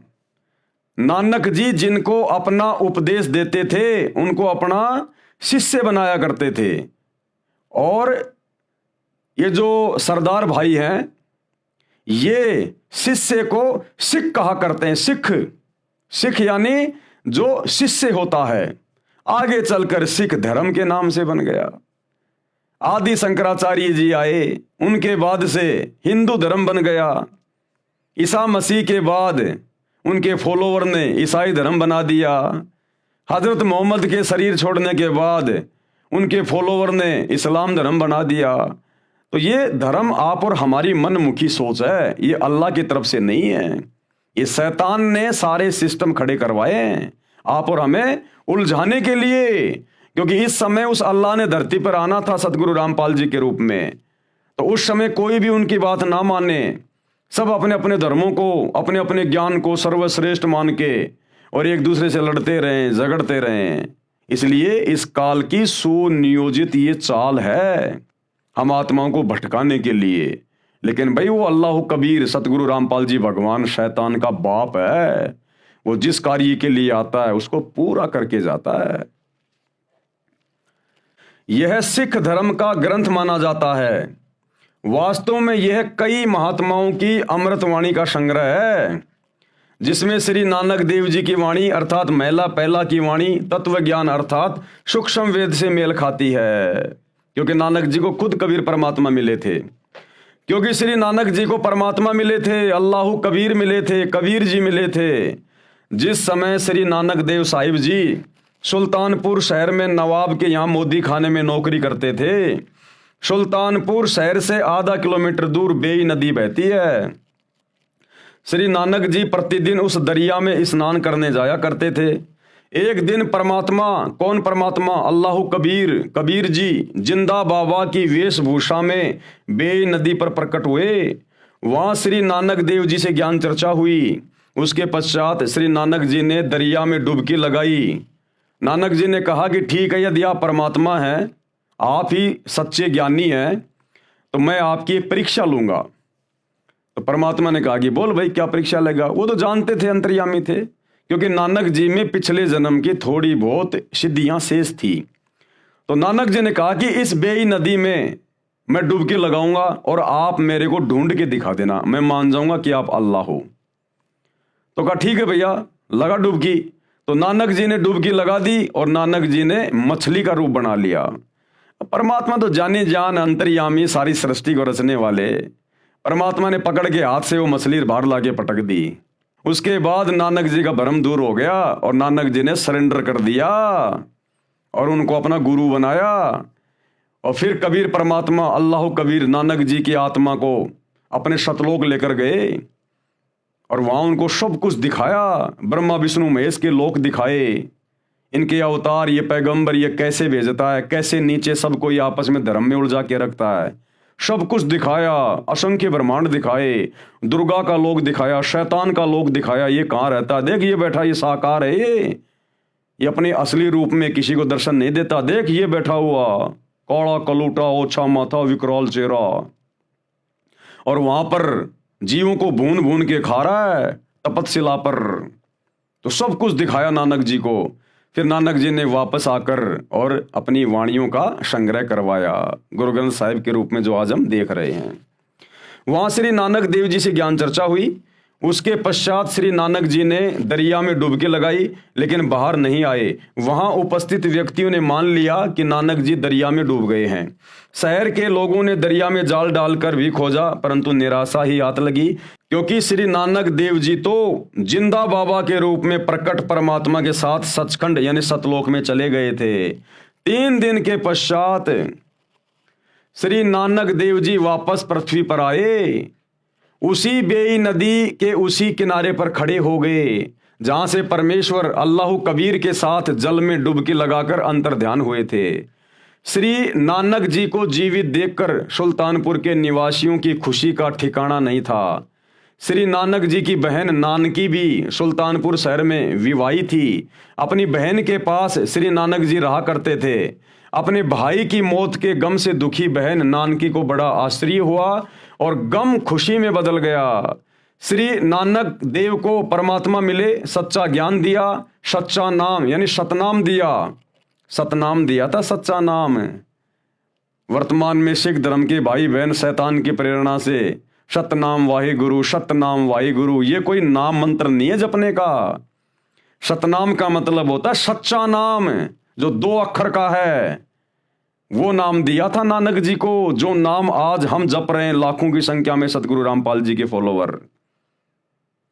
तो भाई सतगुरु रामपाल जी की शरण में आने के बाद ही सिख धर्म के लोगों को वो नाम मिलेगा, जो नाम 650 साल पहले कबीर परमात्मा ने, अल्लाह कबीर ने नानक जी को दिया था। वो है असल में सतनाम। ये सतनाम सतनाम सतनाम वाहिगुरु, ये कोई मंत्र नहीं है जपने का। सच्चा नाम मिला, सच्चा ज्ञान मिला, सतनाम मिला। पुस्तक भाई बाले वाली जन्म साखी गुरु नानक देव जी में तथा प्राण संगली हिंदी लिपि वाली में, जिसके संपादक संत संपूर्ण सिंह हैं, इन दोनों पुस्तकों में प्रमाण है कि श्री गुरु नानक देव जी ने स्वयं मर्दाना को बताया। मर्दाना कौन था? ये बाला और मर्दाना 2 नानक जी के परम भगत थे, जो सदा उनके साथ में रहा करते थे।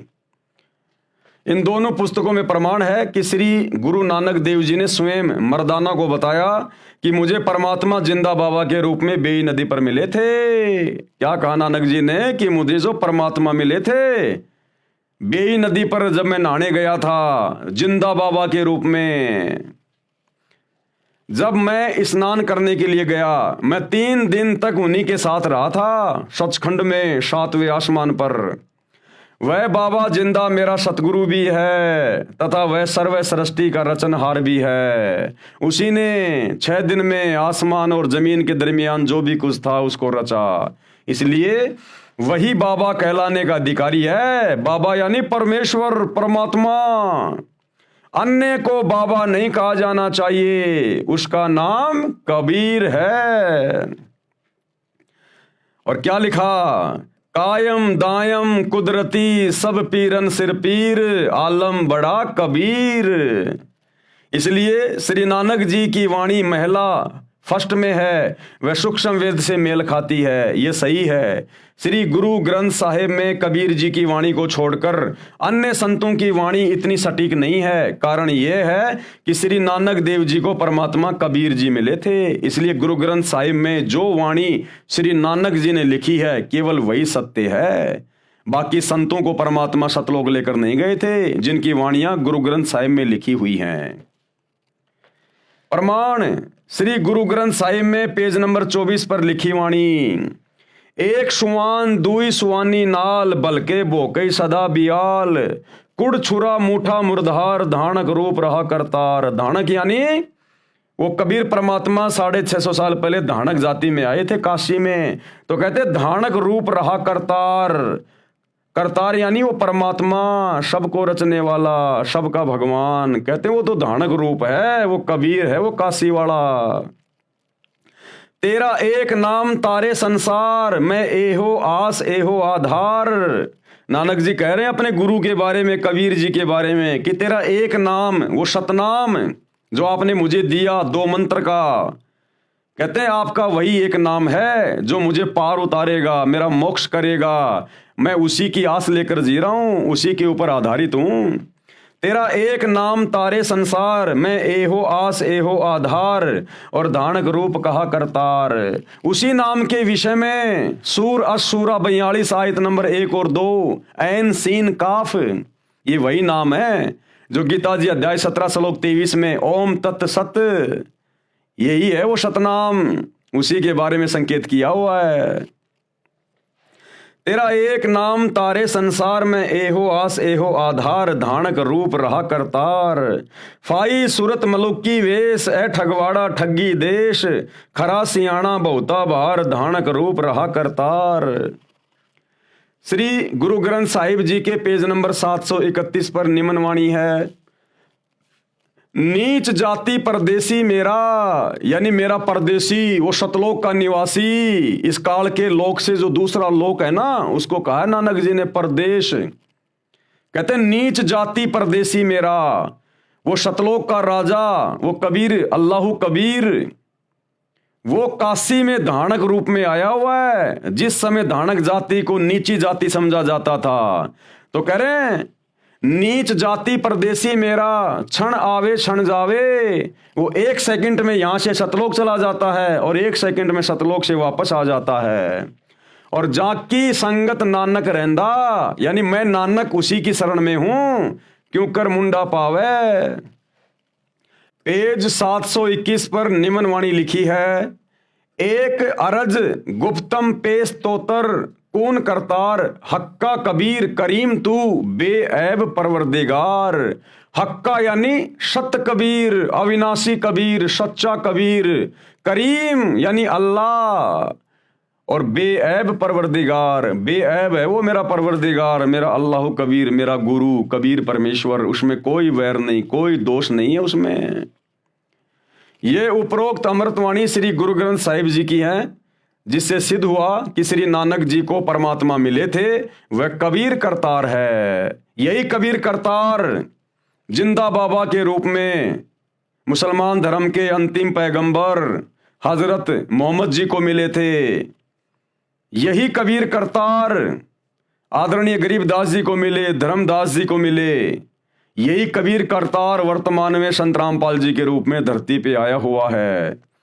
यही वो कबीर करतार है, अल्लाह कबीर है, जो भक्ति को जीवित रखता है, हम आत्माओं के लिए भटकता रहता है ये परमात्मा।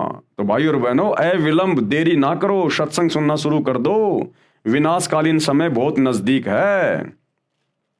वह कबीर करतार है जो काशी में धानक रूप में लीला करने आए थे 650 साल पहले, जो काशी में, बनारस के काशी में लीला करने आए थे, अपने आप को कबीर दास कहा करते थे। संत गरीबदास जी गांव छुडानी, जिला झज्जर, हरियाणा वाले को भी इसी प्रकार जिंदा बाबा के रूप में कबीर परमात्मा मिले थे। उसी प्रकार सचखंड सतलोक लेकर गए थे, फिर वापस छोड़ा था। संत गरीबदास जी ने कहा है, हम सुल्तानी नानक तारे और दादू को उपदेश दिया। तो क्या कह रहे हैं गरीबदास जी कि वही कबीर परमात्मा मुझे मिले, और एक इराक शहर का बलक बुखारे का बादशाह अदम सुल्तान था, अब्राहिम अदम सुल्तान, उसको भी वही कबीर परमात्मा जिंदा बाबा के रूप में मिले। और नानक यानी सिख धर्म के प्रवर्तक श्री नानक जी को भी वही कबीर परमात्मा आके मिले। और दादू दास जी को, दादू जी को भी वही परमात्मा आके मिले, उनको उपदेश दिया। तो कहते हैं, हम सुल्तानी नानक तारे और दादू को उपदेश दिया। और जात जुलाहा, यानी वो काशी के बनारस में जुलाहा जाति में आया हुआ है। जात जुलाहा भेद न पाया, कोई उसके बारे में जान नहीं पाया, वो काशी माही कबीर हुआ। गरीब अनंत कोटि ब्रह्मांड का एक रति नहीं भार, उसी कबीर भगवान ने असंख्य ब्रह्मांड बनाए हुए हैं, सूरज चांद सितारे सब कुछ उसी ने बनाए हुए हैं, और उसके लिए एक रति भी भार नहीं है, वजन नहीं है। उस परमात्मा ने जो ये सृष्टि रची है, इतने बड़े बड़े ब्रह्मांड बना दिए जिनके वजन की कोई काउंटिंग नहीं है, लेकिन उस परमात्मा के लिए रत्ती भर भी वजन नहीं है, रत्ती भर भी वजन। गरीब अनंत कोटि ब्रह्मांड का एक रत्ती नहीं भार, और सतगुरु पुरुष कबीर है कुल के सृजनहार। एकमात्र सतगुरु, सच्चा गुरु, सच्चा ज्ञान देने वाला वही कबीर परमात्मा है। अल्लाहु अकबर, अल्लाहु कबीर। कुल के सृजनहार, पूरे कुल का यानी पूरी सृष्टि का एकमात्र रचने वाला सृजनहार वही है। संत दादू दास जी महाराज को भी परमात्मा जिंदा बाबा के रूप में मिले थे। श्री दादू जी 7 वर्ष की आयु के थे। श्री दादू जी मुसलमान धर्म में थे, ये तेली थे। इनको भी कबीर परमात्मा मिले थे राजस्थान के सांबर में, अजमेर के निकट। कुछ पुस्तकों में उस समय श्री दादू जी की आयु 11 वर्ष लिखी है। गांव से बाहर बच्चों में खेल रहे थे, परमात्मा उन्हें भी बाबा जिंदा के रूप में मिले थे, सतलोक लेकर गए थे। दादू जी भी 3 दिन रात तक अचेत रहे, क्योंकि परमात्मा शरीर से आत्मा को निकाल कर ले गए थे। फिर सचेत हुए तो परमात्मा कबीर जी की महिमा बताने लगे, और क्या कहा, जिन मोको निज नाम दिया, यानी जिस जिंदा बाबा ने, जिस कबीर जी ने मुझे वो सतनाम दिया, सच्चा नाम दिया, सोए सतगुरु हमार, और दादू दूसरा कोई नहीं, वो कबीर सृजनहार। वही कबीर परमात्मा जिसने सारी सृष्टि को रचा है, उसी ने आकर मुझे यहां पर सच्चा ज्ञान दिया, सच्चा नाम दिया। जिन मोको निज नाम दिया, सोए सतगुरु हमार, और दादू दूसरा कोई नहीं, वो कबीर सृजनहार। दादू नाम कबीर की जय कोई लेवे ओट, यदि कोई उस कबीर परमात्मा का नाम लेकर उसकी शरण में आ जाता, उसकी ओट में आ जाता है, जो कबीर भगवान वर्तमान में सतगुरु रामपाल जी के रूप में हैं। दादू नाम कबीर की जय कोई लेवे ओट, यानी शरण, अरे उनको कभू लागे नहीं काल बजर की चोट। इस काल की, शैतान की, उसको फिर कभी चोट नहीं लगेगी। ये शैतान फिर उसे कभी दुखी नहीं कर सकता, जन्म मरण में नहीं डाल सकता, गधा कुत्ता नहीं बना सकता। जो एक बार इस कबीर अल्लाह की शरण में आ जाता है, फिर काल की दाढ़ नहीं गलेगी। संत गरीबदास जी ने कहा है, गरीब दादू को सतगुरु मिले दही पान की पीक, और बूढ़ा बाबा जिसे कहे या दादू की नहीं सीख। गरीब दादू के सिर पर सदा अदली असल कबीर, टक्कर मारी जद मिले फिर सांबर के तीर। संत धर्मदास जी बांधवगढ़ वाले को मिले, यही कबीर भगवान जिंदा बाबा के रूप में आदरणीय धर्मदास जी को बांधवगढ़ वाले को यही कबीर परमात्मा मिले थे जब वो मथुरा में गए हुए थे घूमने के लिए। वो श्री विष्णु जी के पुजारी थे धर्मदास जी, जिन्होंने कबीर सागर लिखा। फिर इस कबीर परमात्मा ने 650 साल पहले जब ये जुलाहा जाति में बनारस के काशी में कबीर दास नाम से आए हुए थे, 120 साल तक परमात्मा ने लीला की, अपना ज्ञान दिया, असंख्य चमत्कार दिए। उसके बाद परमात्मा ने धर्मदास जी के माध्यम से वो 1800 पेज का कबीर सागर लिखवाया, कबीर वाणियां। वे हैं वो धर्मदास जी। संत धर्मदास जी बांधवगढ़ वाले को मिले। महात्मा धर्मदास जी का जन्म पवित्र हिंदू धर्म में गांव बांधवगढ़ मध्य प्रदेश भारत में हुआ था। गुरु जी के आदेश अनुसार यानी कबीर परमात्मा के मिलने से पहले धर्मदास जी ने एक रूपदास नाम का एक वैष्णव संप्रदाय का गुरु बना रखा था। आधी अधूरी भक्ति थी उसके पास में, तो उसने धर्मदास जी को कह रखा था कि आप ऐसे ऐसे तीर्थों की यात्रा किया करो, ऐसे ऐसे दान धर्म किया करो। तो अपने गुरु के आदेश अनुसार धर्मदास जी, जो कि बहुत बड़े सेठ थे, अरबोंपति थे, वो अपने गुरु जी के आदेश से 68 तीर्थों की यात्रा पर घर से निकले हुए थे और मथुरा में गए हुए थे। गुरु जी के आदेश अनुसार तीर्थों का भ्रमण करते हुए धर्मदास जी मथुरा में पहुंचे तो समर्थ परमात्मा, कादिर खुदा, ये कबीर भगवान जिंदा महात्मा के रूप में मिले थे। धर्मदास जी को भी परमात्मा यानी अल्लाह कबीर सतलोक लेकर गए थे और धर्मदास जी को भी परमात्मा सतलोक लेकर गए थे। 3 दिन रात तक धर्मदास जी भी श्री नानक देव जी की तरह परमात्मा के साथ आकाश मंडल में यानी सतलोक में रहे। आकाश में ज्योति निरंजन के लोक 21 ब्रह्मांडों की व्यवस्था दिखाई। धर्मदास जी को जब परमात्मा ऊपर लेकर गए तो ये ज्योति निरंजन, ये काल सूक्ष्म वेद में 5वें वेद में कबीर सागर में इसको ज्योति निरंजन कहा जाता है। ये काल, ये शैतान इसी का नाम है। क्षर पुरुष ब्रह्म इसी को कहते हैं। इसके 5-6 नाम हैं इसके। तो जब धर्मदास जी को परमात्मा लेकर गए, उसके शरीर से आत्मा को निकालकर, पीछे उनका शरीर चल रहा था, हार्ट बीट उनकी चल रही थी। वो तो परमात्मा सक्षम है, कुछ भी कर सकता है। वो परमात्मा ने वो इसलिए उसकी धड़कनें वो चलाई ताकि घर वाले उसके शरीर को फूंक ना दे, नष्ट ना कर दें। तो परमात्मा ने शरीर की धड़कनें भी जारी रखी और आत्मा को निकाल कर अपने साथ ले गए। और बीच में परमात्मा ने इस ज्योति निरंजन के 21 ब्रह्मांड जो इसने तपस्या करके परमात्मा से प्राप्त कर रखे हैं, आपको आगे सृष्टि रचना में पता चलेगा। इस शैतान के इस काल के 21 ब्रह्मांड दिखाए। शैतान दिखाया कि देख ये बैठा हुआ जिसको तुम निराकार मान के पूजा करते थे। आकाश मंडल में सतलोक में रहे। आकाश में ज्योति निरंजन यानी काल के लोक 21 ब्रह्मांडों की व्यवस्था दिखाई। फिर ऊपर को ले गए, अक्षर पुरुष के 7 शंख ब्रह्मांड दिखाए तथा अपना तख्त यानी सिंहासन व सतलोक दिखाया। धर्मदास जी का शरीर अचेत रहा। तीसरे दिन होश में आए तो बताया कि मैं सतलोक में परमात्मा के साथ गया था। वे परमात्मा काशी शहर में लीला करने आए हैं, उनको मिलूंगा। धर्मदास बनारस यानी काशी में गए। वहां जुलाई के रूप में परमात्मा को कार्य करते देखकर आश्चर्यचकित रह गए। जब धर्मदास जी सतलोक में गए परमात्मा के साथ में, परमात्मा ने उनको अपना गवाह बनाना था आज आप और हमें विश्वास दिलाने के लिए। तो सतलोक में परमात्मा ने कहा कि भाई मैं नीचे बनारस के काशी में रहता हूं, कबीर जुलाहा मेरा नाम है और जुलाई का काम करता हूं। भाई तू बांधवगढ़ से काशी में आ जाना मेरे से मिलने के लिए। तो धर्मदास जी की आत्मा जैसे 3 दिन बाद उनके शरीर में आई, वो सीधे कहां चले गए? अपने परवरदिगार, अपने कबीर अल्लाह से मिलने काशी में। वहां जुलाहे के रूप में परमात्मा कबीर को कार्य करते देखकर आश्चर्यचकित रह गए, चरणों में गिर गए तथा यथार्थ भक्ति मार्ग प्राप्त करके कल्याण कराया कि हे कबीर भगवान, हे परमात्मा, सारी सृष्टि के परवरदिगार, ये परमात्मा आप सारी सृष्टि को रचने वाले और काशी में गरीब जुलाहे के रूप में आप लीला कर रहे हो। धर्मदास के आश्चर्य का ठिकाना नहीं रहा। भाई और बहनों, ये समर्थ परमात्मा है, ये ऐसी लीला करता है, इसको हर कोई जान नहीं पाता। ये शैतान भी धोखे में रहता है जब ये परमात्मा संत रूप में धरती पे आता है। इसलिए ये कबीर भगवान, इसको कोई पहचान नहीं सकता। ये जिन जिन आत्माओं पे दया करेगा, रजा करेगा, वही आत्माएं इनको पहचान सकती हैं, इनके सत्संग सुन सकती हैं। ये जो पुस्तकें जो आपको दिखाई जा रही है, वीडियो बनाए जा रहे हैं, गुरुदेव ने लाखों की संख्या में जो सत्संग कर दिए, भले पूरी दुनिया पढ़ो, पूरी दुनिया सुनो, लेकिन उनकी शरण में वही आएगा जिसके ऊपर उनकी खुद की रजा होगी, उनकी मर्जी होगी।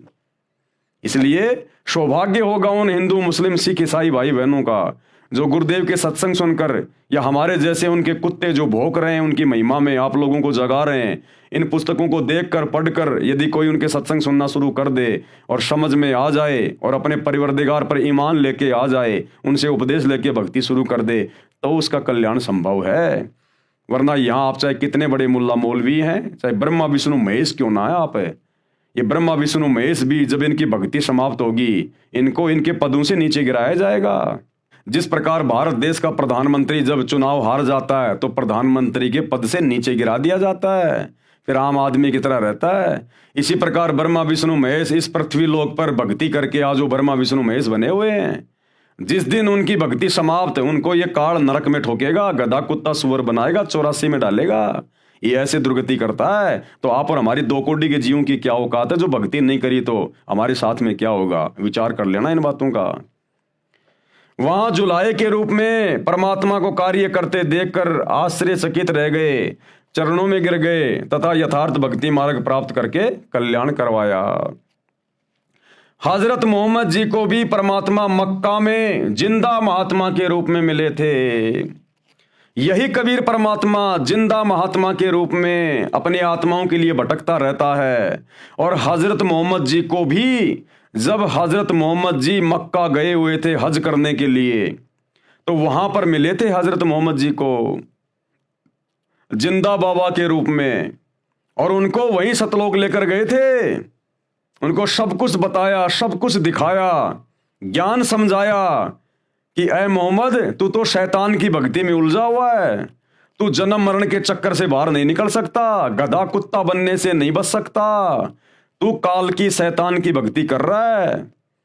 और जिंदा बाबा के रूप में कबीर जी ने हज करने गए हजरत मोहम्मद जी को पूरा ज्ञान बताया और अपने साथ जैसे नानक जी की आत्मा को ले गए और धर्मदास जी की आत्मा को लेकर गए, ऐसे ही हजरत मोहम्मद जी को परमात्मा सतलोक ले गए थे। सब कुछ दिखाया, शैतान दिखाया, सब कुछ दिखाया, लेकिन हजरत मोहम्मद जी ने उनकी बात को स्वीकार नहीं किया।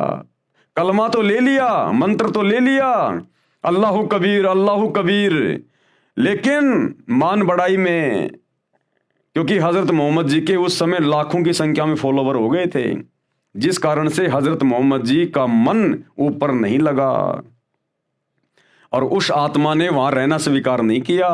फिर वापस उस कबीर परमात्मा ने, अल्लाहु कबीर ने, जो जिंदा रूप में उनको काबा में मिले थे, उनको वापस छोड़ दिया। इसलिए तो हजरत मोहम्मद जी को काल कह रहा है सूरत फुरकानी 25 आयत नंबर 52 से 59 में कि ऐ हजरत तुझे जो जिंदा मिला था, जो चैतन्य मिला था, जो कभी मरने वाला नहीं है, वो जिंदा बाबा के रूप में जो तुझे काबा में मिला था, जिसने 6 दिन में आसमान और जमीन के दरमियान जो भी कुछ था वो बनाया और 7वें दिन तख्त पे जा विराजा, उसकी जानकारी किसी बाखबर से जा पूछ कि उसकी भक्ति से मोक्ष होगा। मैं कंप्लीट अल्लाह नहीं हूं, मैं तो डुप्लीकेट हूं। वो है ओरिजिनल सुप्रीम गॉड जो हजरत मोहम्मद जी को जिंदा बाबा के रूप में जब वो हज करने गए थे तो काबा में मिले थे और सारी बातें समझाई थी कि भैया इन मंदिरों में धक्के खाने से कुछ नहीं मिलेगा, ये तो महादेव का मंदिर है, एक हिंदू राजा ने बनवाया था, ये मुसलमान जिसे अपना ये मक्का मदीना कहते हैं, ये काबा कहते हैं, ये तो शंकर जी का मंदिर है, वहां तो शैतान की पूजा होती है, काल की पूजा। सब कुछ समझाया था हजरत मोहम्मद जी को कि यहां धक्के खाने से कुछ नहीं मिलेगा। हजरत मोहम्मद जी को भी परमात्मा यानी वही कबीर परमेश्वर जो आज सतगुरु रामपाल जी के रूप में आए हुए हैं, मक्का में जिंदा महात्मा के रूप में मिले थे। जिस समय नबी मोहम्मद काबा मस्जिद में हज के लिए गए हुए थे तथा उनको अपने लोक में ले गए जो एक ब्रह्मांड में राजदूत भवन बना हुआ है, यानी इसी 21 ब्रह्मांड में कबीर परमात्मा ने अपना एक मिनी सतलोक बना रखा है। जिस प्रकार प्रत्येक देश में और हर एक देश का राजदूत भवन होता है, इसी प्रकार इस 21 ब्रह्मांड में शैतान के लोक में उस कबीर परमात्मा ने सूक्ष्म रूप में अपना एक मिनी सतलोक सचखंड बना रखा है। वहां लेके गए थे हजरत मोहम्मद जी को कि अगर ये भी मेरी बात मान जाएगा, मेरे ज्ञान को स्वीकार कर लेगा, तो फिर मैं इसको सही भक्ति देके फिर इसको सतलोक भी ले जाऊंगा, लेकिन वो नहीं रहे वहां। परमात्मा कबीर जी ने हजरत मोहम्मद जी को समझाया तथा अपना ज्ञान सुनाया, परंतु हजरत मोहम्मद जी ने परमात्मा के ज्ञान को नहीं स्वीकारा और ना सतलोक में रहने की इच्छा व्यक्त की। इसलिए हजरत मोहम्मद को वापस शरीर में भेज दिया। उस समय हजरत मोहम्मद जी के कई हजार मुसलमान अनुयायी बन चुके थे। अहंकार में फूल गया था, मान बढ़ाई आ गई थी। उनकी महिमा संसार में पूरी गति से फैल रही थी और कुरान के ज्ञान को सर्वोत्तम मान रहे थे। संत गरीबदास जी ने बताया कि कबीर परमेश्वर जी मोहम्मद साहिब जी को ऊपर लोक में ले गए, परंतु वहां नहीं रहा। गरीबदास जी ने कहा है कि कबीर परमेश्वर जी ने बताया है, हम मोहम्मद को सतलोक दीप ले गयो और इच्छा रूपी वहां नहीं रहो, यानी वहां हजरत मोहम्मद जी नहीं रहे। और रोजा बंग नमाज दई रे, बिस्मिल की नहीं बात कही रे। जब कबीर परमात्मा हजरत मोहम्मद जी को ऊपर ले गए अपने मिनी सतलोक में, तो कबीर परमात्मा कह रहे हैं कि मैंने हजरत मोहम्मद जी को बिस्मिल करने की बात नहीं कही, बिस्मिल का आदेश नहीं दिया, मांस खाने का आदेश नहीं दिया। क्या आदेश दिया था इस कबीर परमात्मा ने हजरत मोहम्मद जी को? रोजा बंग और नमाज दई रे, ये करने के लिए कहा था मैंने। बिस्मिल की नहीं बात कही रे, मांस खाने का आदेश नहीं दिया। मारी गऊ शब्द के तीरम। देखो भाई और बहनों, ये इतना दयालु भगवान है। शैतान ने तो कुछ देना ही नहीं था हजरत मोहम्मद को, खाली उल्टा ज्ञान देना था। ये रोजा बंग और नमाज का आदेश भी इसी कबीर परमात्मा सतगुरु रामपाल जी ने हजरत मोहम्मद जी को 1400 साल पहले दिया था, क्योंकि मालिक को पता था कि अभी इनको धर्म से जोड़ के रखना है। जब तक ये वर्तमान का समय नहीं आना था, ये वर्तमान का कलयुग की पिछली पीढ़ी का समय, ये मोक्ष मार्ग है, तो 1400 साल पहले हजरत मोहम्मद जी क्या करते? ये शैतान तो सबको नास्तिक बना देता, भक्ति और भगवान से कोसों दूर कर देता। ये तो भक्ति से धर्म का नामो निशान मिटा देता, धार्मिकता का। इसलिए कबीर परमात्मा मालिक को पता था कि ये शैतान इस आत्मा को भ्रमित करेगा और अपना जाल फैलाएगा, सबको नास्तिक बनाएगा। तो ये कबीर परमात्मा अल्लाह कबीर भी हजरत मोहम्मद जी को मिले जब वो हज करने गए थे मक्का में। उनकी आत्मा को ऊपर ले गए मिनी सतलोक में, और परमात्मा ने उसको फिर आदेश दे दिया कि 5 समय की नमाज कर और ये रोजे वगैरह कर, ये बंग वगैरह, ये आदेश दिया था ताकि 1400 साल तक हजरत मोहम्मद जी के माध्यम से एक पंथ शुरू हो जाएगा और लोग कम से कम मेरे द्वारा बताई गई ये छोटी मोटी साधना करते रहेंगे, तो इनको मनुष्य जन्म मिलते रहेंगे और मनुष्य जन्म मिलते रहेंगे, इनके अंदर धर्म के प्रति धार्मिकता रहेगी।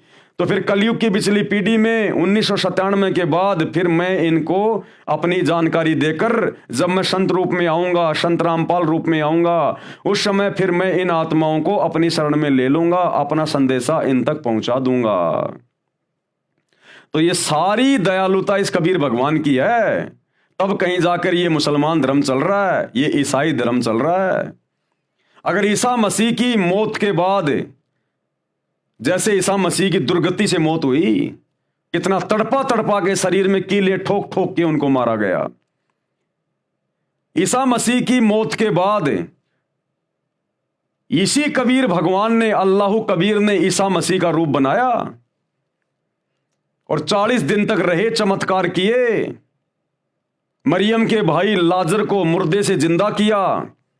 अगर परमात्मा हजरत ईसा का रूप बना के प्रकट ना होते और वो चमत्कार ना करते 40 दिन तक, तो जिस प्रकार से शैतान ने हजरत ईसा को मृत्यु दंड दिलवाया, उसकी दुर्गति को देखकर आज कोई भी व्यक्ति भक्ति नहीं करता, आज कोई भी ईसाई नहीं होता।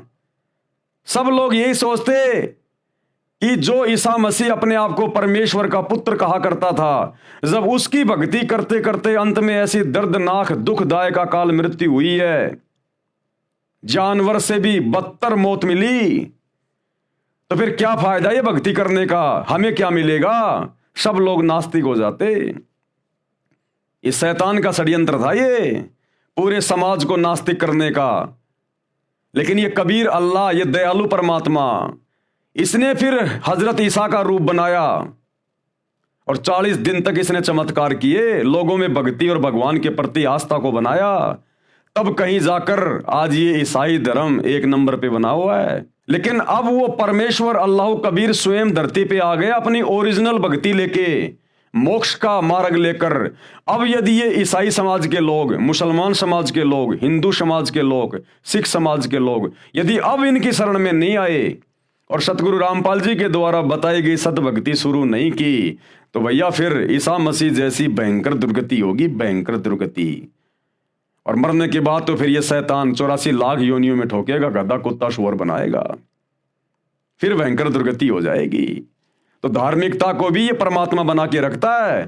तो हजरत मोहम्मद जी को रोजा, बंक और नमाज ये करने के आदेश भी मिन्नी सतलोक में ले जाकर इसी कबीर परमेश्वर जी ने दिए। और बिस्मिल की नई बात कही रे, और मांस खाने का कोई आदेश नहीं दिया। ये मांस खाने का आदेश फिर बाद में शैतान ने अपने फरिश्तों के माध्यम से इन हदीसों में लिखवा दिया। मारी गऊ शब्द के तीरम, ऐसे होते मोहम्मद पीरम।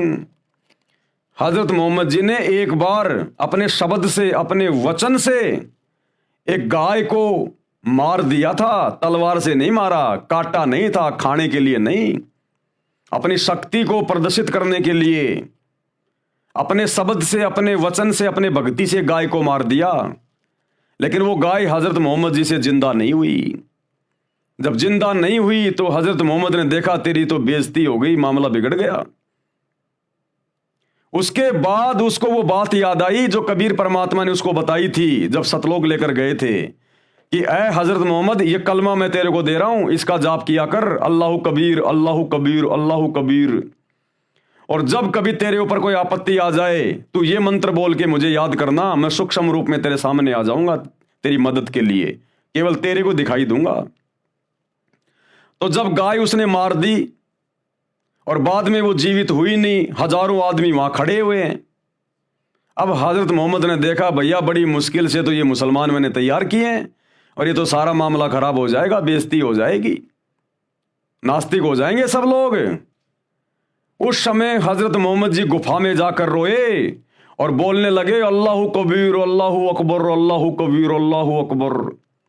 तब वो कबीर परमात्मा सूक्ष्म रूप में प्रकट हुए, केवल हजरत मोहम्मद जी को दिखाई दे रहे थे और कहा कि हजरत मोहम्मद, मैं इस गाय को जिंदा कर रहा हूं, लेकिन जिंदा करता हुआ तू दिखाई देगा। ये परमात्मा महिमा का भूखा नहीं है, ये मान बढ़ाई का भूखा नहीं है, ये तो आत्माओं को धर्म से जोड़ के रखना चाहता है। तो फिर उस कबीर परमात्मा ने अपने वचन से सूक्ष्म रूप में गाय को जिंदा किया और लोगों को लगा कि हमारे पीर ने, हमारे नबी ने गाय को जिंदा कर दिया और महिमा बन गई हजरत मोहम्मद जी की। मारी गऊ शब्द के तीरम, यानी शब्द से वो गाय मारी हजरत मोहम्मद ने, ऐसे होते मोहम्मद पीरम। वो तो ऐसी नेक आत्मा थी, उसने कभी खाने के लिए गाय नहीं मारी, बकरी नहीं मारी, मुर्गा नहीं मारा उसने। वो तो बहुत ही दयालु आत्मा थी। शब्द है फिर जीवाई, और फिर वापस अपने वचन से उसको जिंदा किया। किसने? उस कबीर भगवान ने।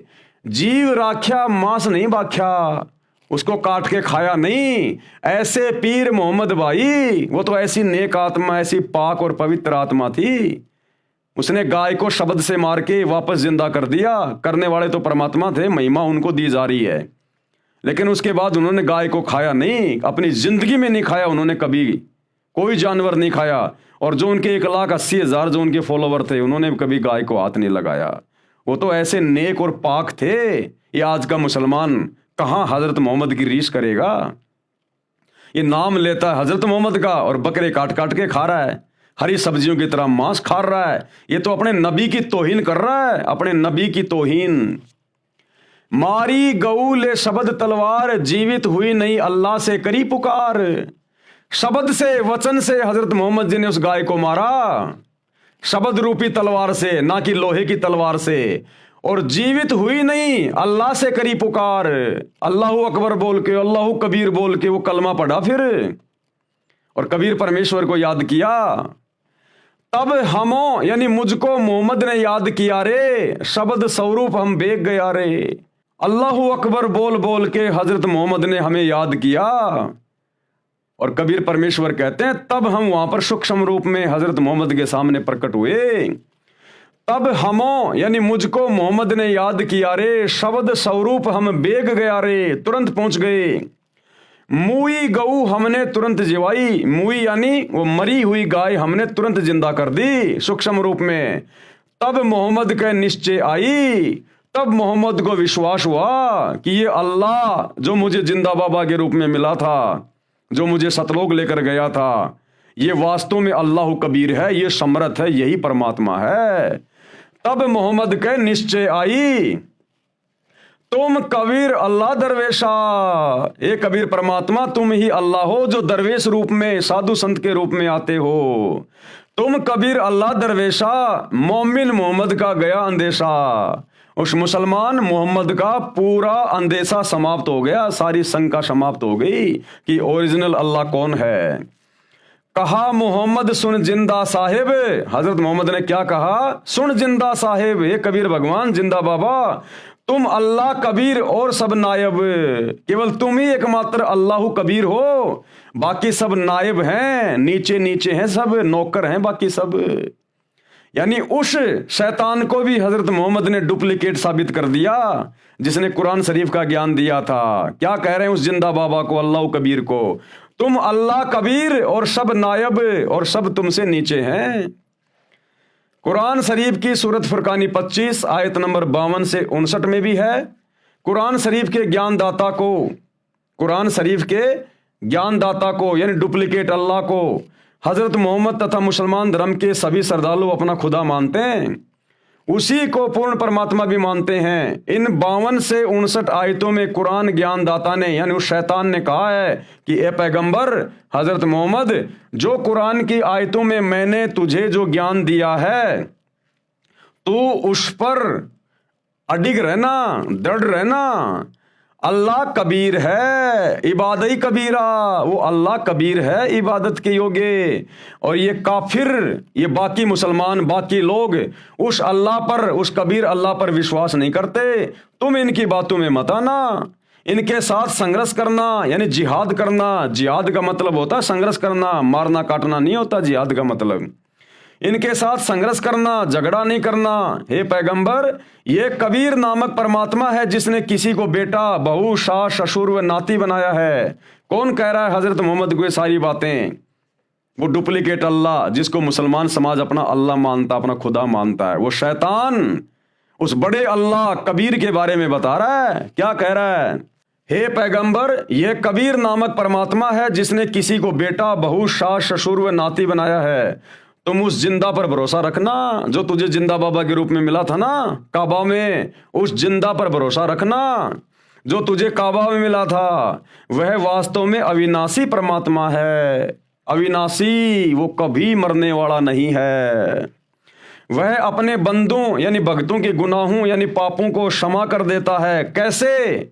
जब वो धरती पर आता है संत रूप में, दरवेश रूप में, मुर्शिद रूप में, और जब कोई उससे उपदेश ले लेता है तो वो अपनी भक्ति से, अपने सत भक्ति मंत्रों से, अपने आशीर्वाद से उसके पिछले सारे पापों को नष्ट कर देता है।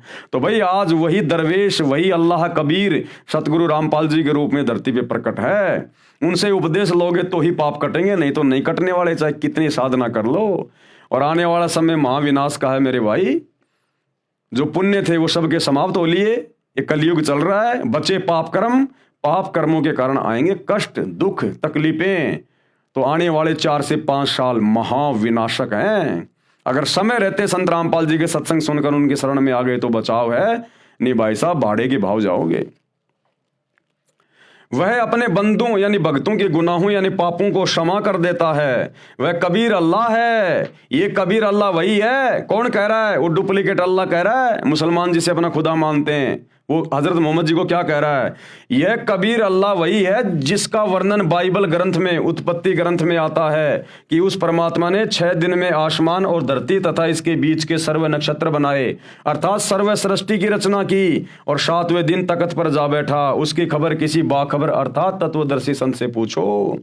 तो भैया वो बाखबर वर्तमान में वो अल्लाह खुद ही सतगुरु रामपाल जी के रूप में आया हुआ है, वो कबीर अल्लाह। इनके अलावा ये जानकारी आज तक मुसलमान धर्म के किसी भी मुल्ला मौलवी ने किसी भी मुसलमान को नहीं दी।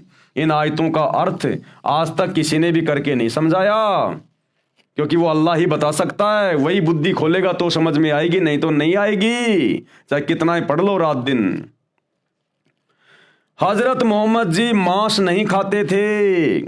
अब देखो ये प्रमाण दिए जा रहे हैं कि हजरत मोहम्मद जी मांस नहीं खाते थे। तो भाई और बहनों, आज के वीडियो में हम केवल इतना ही लेंगे, हम धीरे धीरे आगे बढ़ेंगे, क्योंकि ये बहुत ही पाक और पवित्र पुस्तक है। ये हम इसको प्यार प्रेम से पढ़ेंगे, हमने इसको समझना भी है, समय भी देना है, सतगुरु रामपाल जी के सत्संग भी सुनने हैं, और धीरे धीरे हम आगे बढ़ेंगे, तभी तो हमारी समझ में आएंगी ये बातें।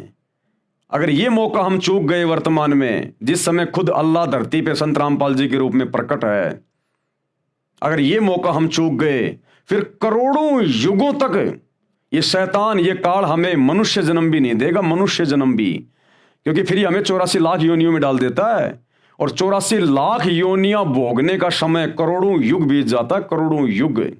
ऐसी दुर्गति हो जाएगी हमारी। आज इंसान रूप में आदमी सुखी नहीं है। 24 घंटे काम धंधे की टेंशन, बच्चों की फीस की टेंशन, किसी को मकान बनाने की टेंशन, किसी को धंधे की टेंशन, कोई हॉस्पिटल में है, कोई बीमार है, कोई कैंसर है, कोई एड्स है, दुनिया भर का कोई दुख उठा रहा है। अरे मनुष्य जन्म पाके, जो 84 लाख योनियों में सर्वश्रेष्ठ है, ये मनुष्य जन्म पाके आज कलयुग में इंसान सुखी नहीं है।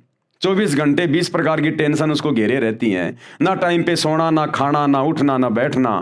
सोचो जब 84 लाख योनियों में चले जाएंगे, गधे कुत्ते सूअर बनेंगे, बैल बनेंगे, ऊंट बनेंगे, मछली बनेंगे, छिपकली बनेंगे, समुद्र के जीव बनेंगे, रेंगने वाले जो है वो कीड़े बनेंगे, टट्टी में गोबर में कीड़े बन के अपना वो कर्म भोगेंगे। सोचो फिर कहाँ सुख होगा। इसलिए भाई और बहनों समझो, ये धर्म और जातियों की जंजीरें ये तोड़ो, और ये टूटेंगी सतगुरु रामपाल जी के सत्संग सुनने से, ज्ञान समझ में आने से। वैसे नहीं टूटने वाली ये शैतान का षड्यंत्र, शैतान का बाप ही तोड़ सकता है। ये मुल्ला मौलवी नहीं तोड़ सकते, आचार्य शंकराचार्य नहीं तोड़ सकते।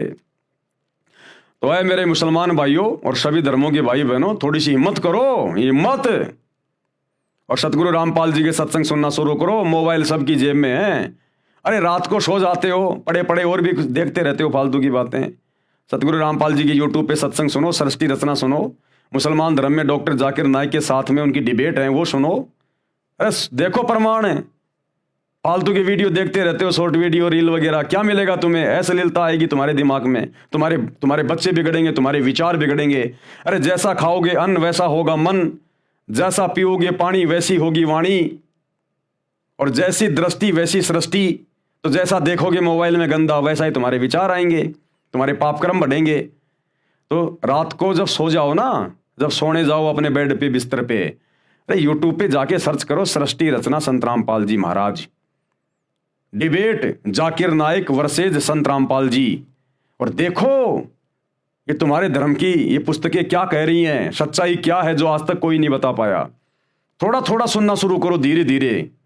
ये शैतान सुनने नहीं देगा, शैतान सुनने नहीं देगा, लेकिन मन में ये धारणा करके कि हे अल्लाह, सब लोग आपकी इतनी महिमा गा रहे हैं कि आज आप धरती पे आए हुए हो, यदि वास्तव में आप धरती पे आए हुए हो संत रामपाल जी के रूप में, तो शैतान से मेरी बंधन छुड़वाओ, इस दज्जाल से, इस शैतान से, इस काल से मुझे मुक्त करो, कि मैं आपके सत्संग सुन सकूं, मेरे ऊपर रहम करो अरदास। फिर देखो तुम्हें समय देगा परमात्मा। इतनी अरदास करने मात्र से, और जिस दिन आप लोग उनके सत्संग सुनना शुरू कर देंगे, रोजाना अगर आधी घंटे भी सुनेंगे, भले कान में लीड लगा के सुनो, अगर कोई दूसरे मुसलमान से अगर आपको ये डर लगता है तो रात को सोते समय सुन लो। जिस दिन से आप मुसलमान भाइयों ने अगर सतगुरु रामपाल जी के सत्संग भी सुनने शुरू कर दिए और ये मांस खाना छोड़ दिया, उसी दिन देख लेना आपके काम धंधे में वो बरकत मिलेगी आपको, जो आप दिन रात थूक बिलो के भी लोगों के आगे हाथ जोड़ जोड़ के भी नहीं ले पा रहे।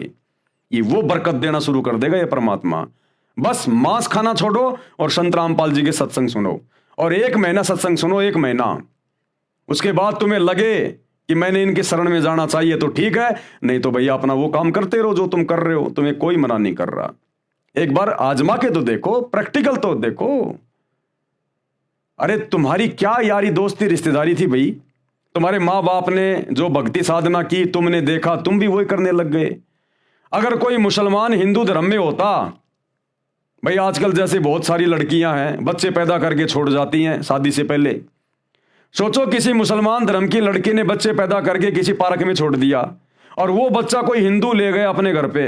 वो पैदा हुआ मुसलमान धर्म की औरत से और आगे उसका पालन पोषण हुआ एक हिंदू परिवार में, तो वो लड़का तो वही करेगा जो हिंदू परिवार करेगा। वो लड़का तो वही सब कुछ करेगा जो वो हिंदू परिवार करेगा, वही भक्ति करेगा, वही सारा सब कुछ करेगा। तो जैसा आप लोगों ने अपने बाप दादा से, अपने पिताजी से, अपने परिवार में बचपन से देखा है, आप वही तो भक्ति करने लग गए। और आपको क्या पता था कौन अल्लाह है, क्या भक्ति है, क्या कुछ नहीं है। अगर आपके माता पिता मांस नहीं खा रहे होते तो आप भी नहीं खाते। आपके माता पिता जब से आपने आंख खोली वो मांस खाते हुए दिखाई दिए, तो आपके लिए तो हरी सब्जी हो गई मांस। तो थोड़ा सा अपने शास्त्रों को भी देखो भाई, माता पिता के हिसाब से चलने से बात नहीं बनेगी, थोड़ा शास्त्रों के हिसाब से चलो, क्योंकि भक्ति का विधान शास्त्रों में है, माता पिता के पास नहीं होता। तो एक बार शुरू करो सत्संग सुनना भाई और बहनों, नहीं तो बहुत बहुत भयंकर दुर्गति करवा बैठोगे, बहुत भयंकर यहां भी, और मरने के बाद तो शैतान 84 लाख योनियों में और नरक में डालेगा। वो किसी के साथ भेदभाव नहीं करता, वो हिंदू मुसलमान सिख ईसाई नहीं देखता, वो देखता है भक्ति और कर्म। और भक्ति और कर्म के मामले में पूरा मुसलमान समाज, पूरा हिंदू समाज डूबा हुआ है। तो हमारी प्रार्थना है, विनती आप लोगों से, इस पुस्तक के ऊपर अभी तक ये 5वां वीडियो है, तकरीबन 35-40 वीडियो बनेंगे। अगर आप देख लोगे, और खाली ये मेरे वीडियो देखने से बात नहीं बनेगी, सतगुरु रामपाल जी के सत्संग सुनना शुरू करो। उनकी आवाज में, उनके वचन में वो शक्ति है, वो पावर है। वो अंदर जाकर रिएक्शन करना शुरू करेगी उनकी आवाज। वो पूर्ण संत है, अल्लाह कबीर है, उनके वचन में पावर है, शब्द में। तुम्हारा हृदय परिवर्तन कर देगी, चेंज कर देगी। तभी तो तुम्हारे घर में, तुम्हारे धंधे में वो बरकत दिखाई देगी तुम्हें, जब उनके सत्संग सुनना शुरू करोगे। काम धंधे पे, अगर काम धंधा तुम्हारा जहां भी है, व्यापार, बिजनेस, दुकान, वहां अगर तुम सत्संग सुनोगे तो वहां तुम्हें बरकत मिलेगी। घर में सत्संग सुनोगे, तुम्हारे घर में जो है वो बरकत मिलेगी। कोई बीमार है वो स्वस्थ होना शुरू हो जाएगा। घर में लड़ाई झगड़ा है, धीरे धीरे ठीक होना शुरू हो जाएगा। एक बार शुरू तो करो, देखो तो सही, आजमा लो, क्या दिक्कत है। कोई पैसे थोड़ी लग रहे हैं, जेब में तुम्हारे मोबाइल है, खाली सत्संग सुनने यूट्यूब पे जाके एक बार देख लो प्रैक्टिकल करके, महीना 2 महीना, कोई बात बने तो ठीक है, नहीं तो फिर ठीक है, काटते रहो अपने बकरे मुर्गे जैसा भी तुम कर रहे हो भाई। तो हमारी तो इतनी सी अरदास है, इतनी सी विनती है। तो आज के वीडियो में केवल इतना ही। कल रात्रि 8 बजे सभी भाई बहन फिर से लाइव जुड़िए। तब तक ये कबीर परमात्मा सतगुरु रामपाल जी भगवान हम सबको आज्ञा दें, इजाजत दें, आशीर्वाद दें। बंदी छोड़ अल्लाह कबीर सतगुरु रामपाल जी भगवान की जय हो।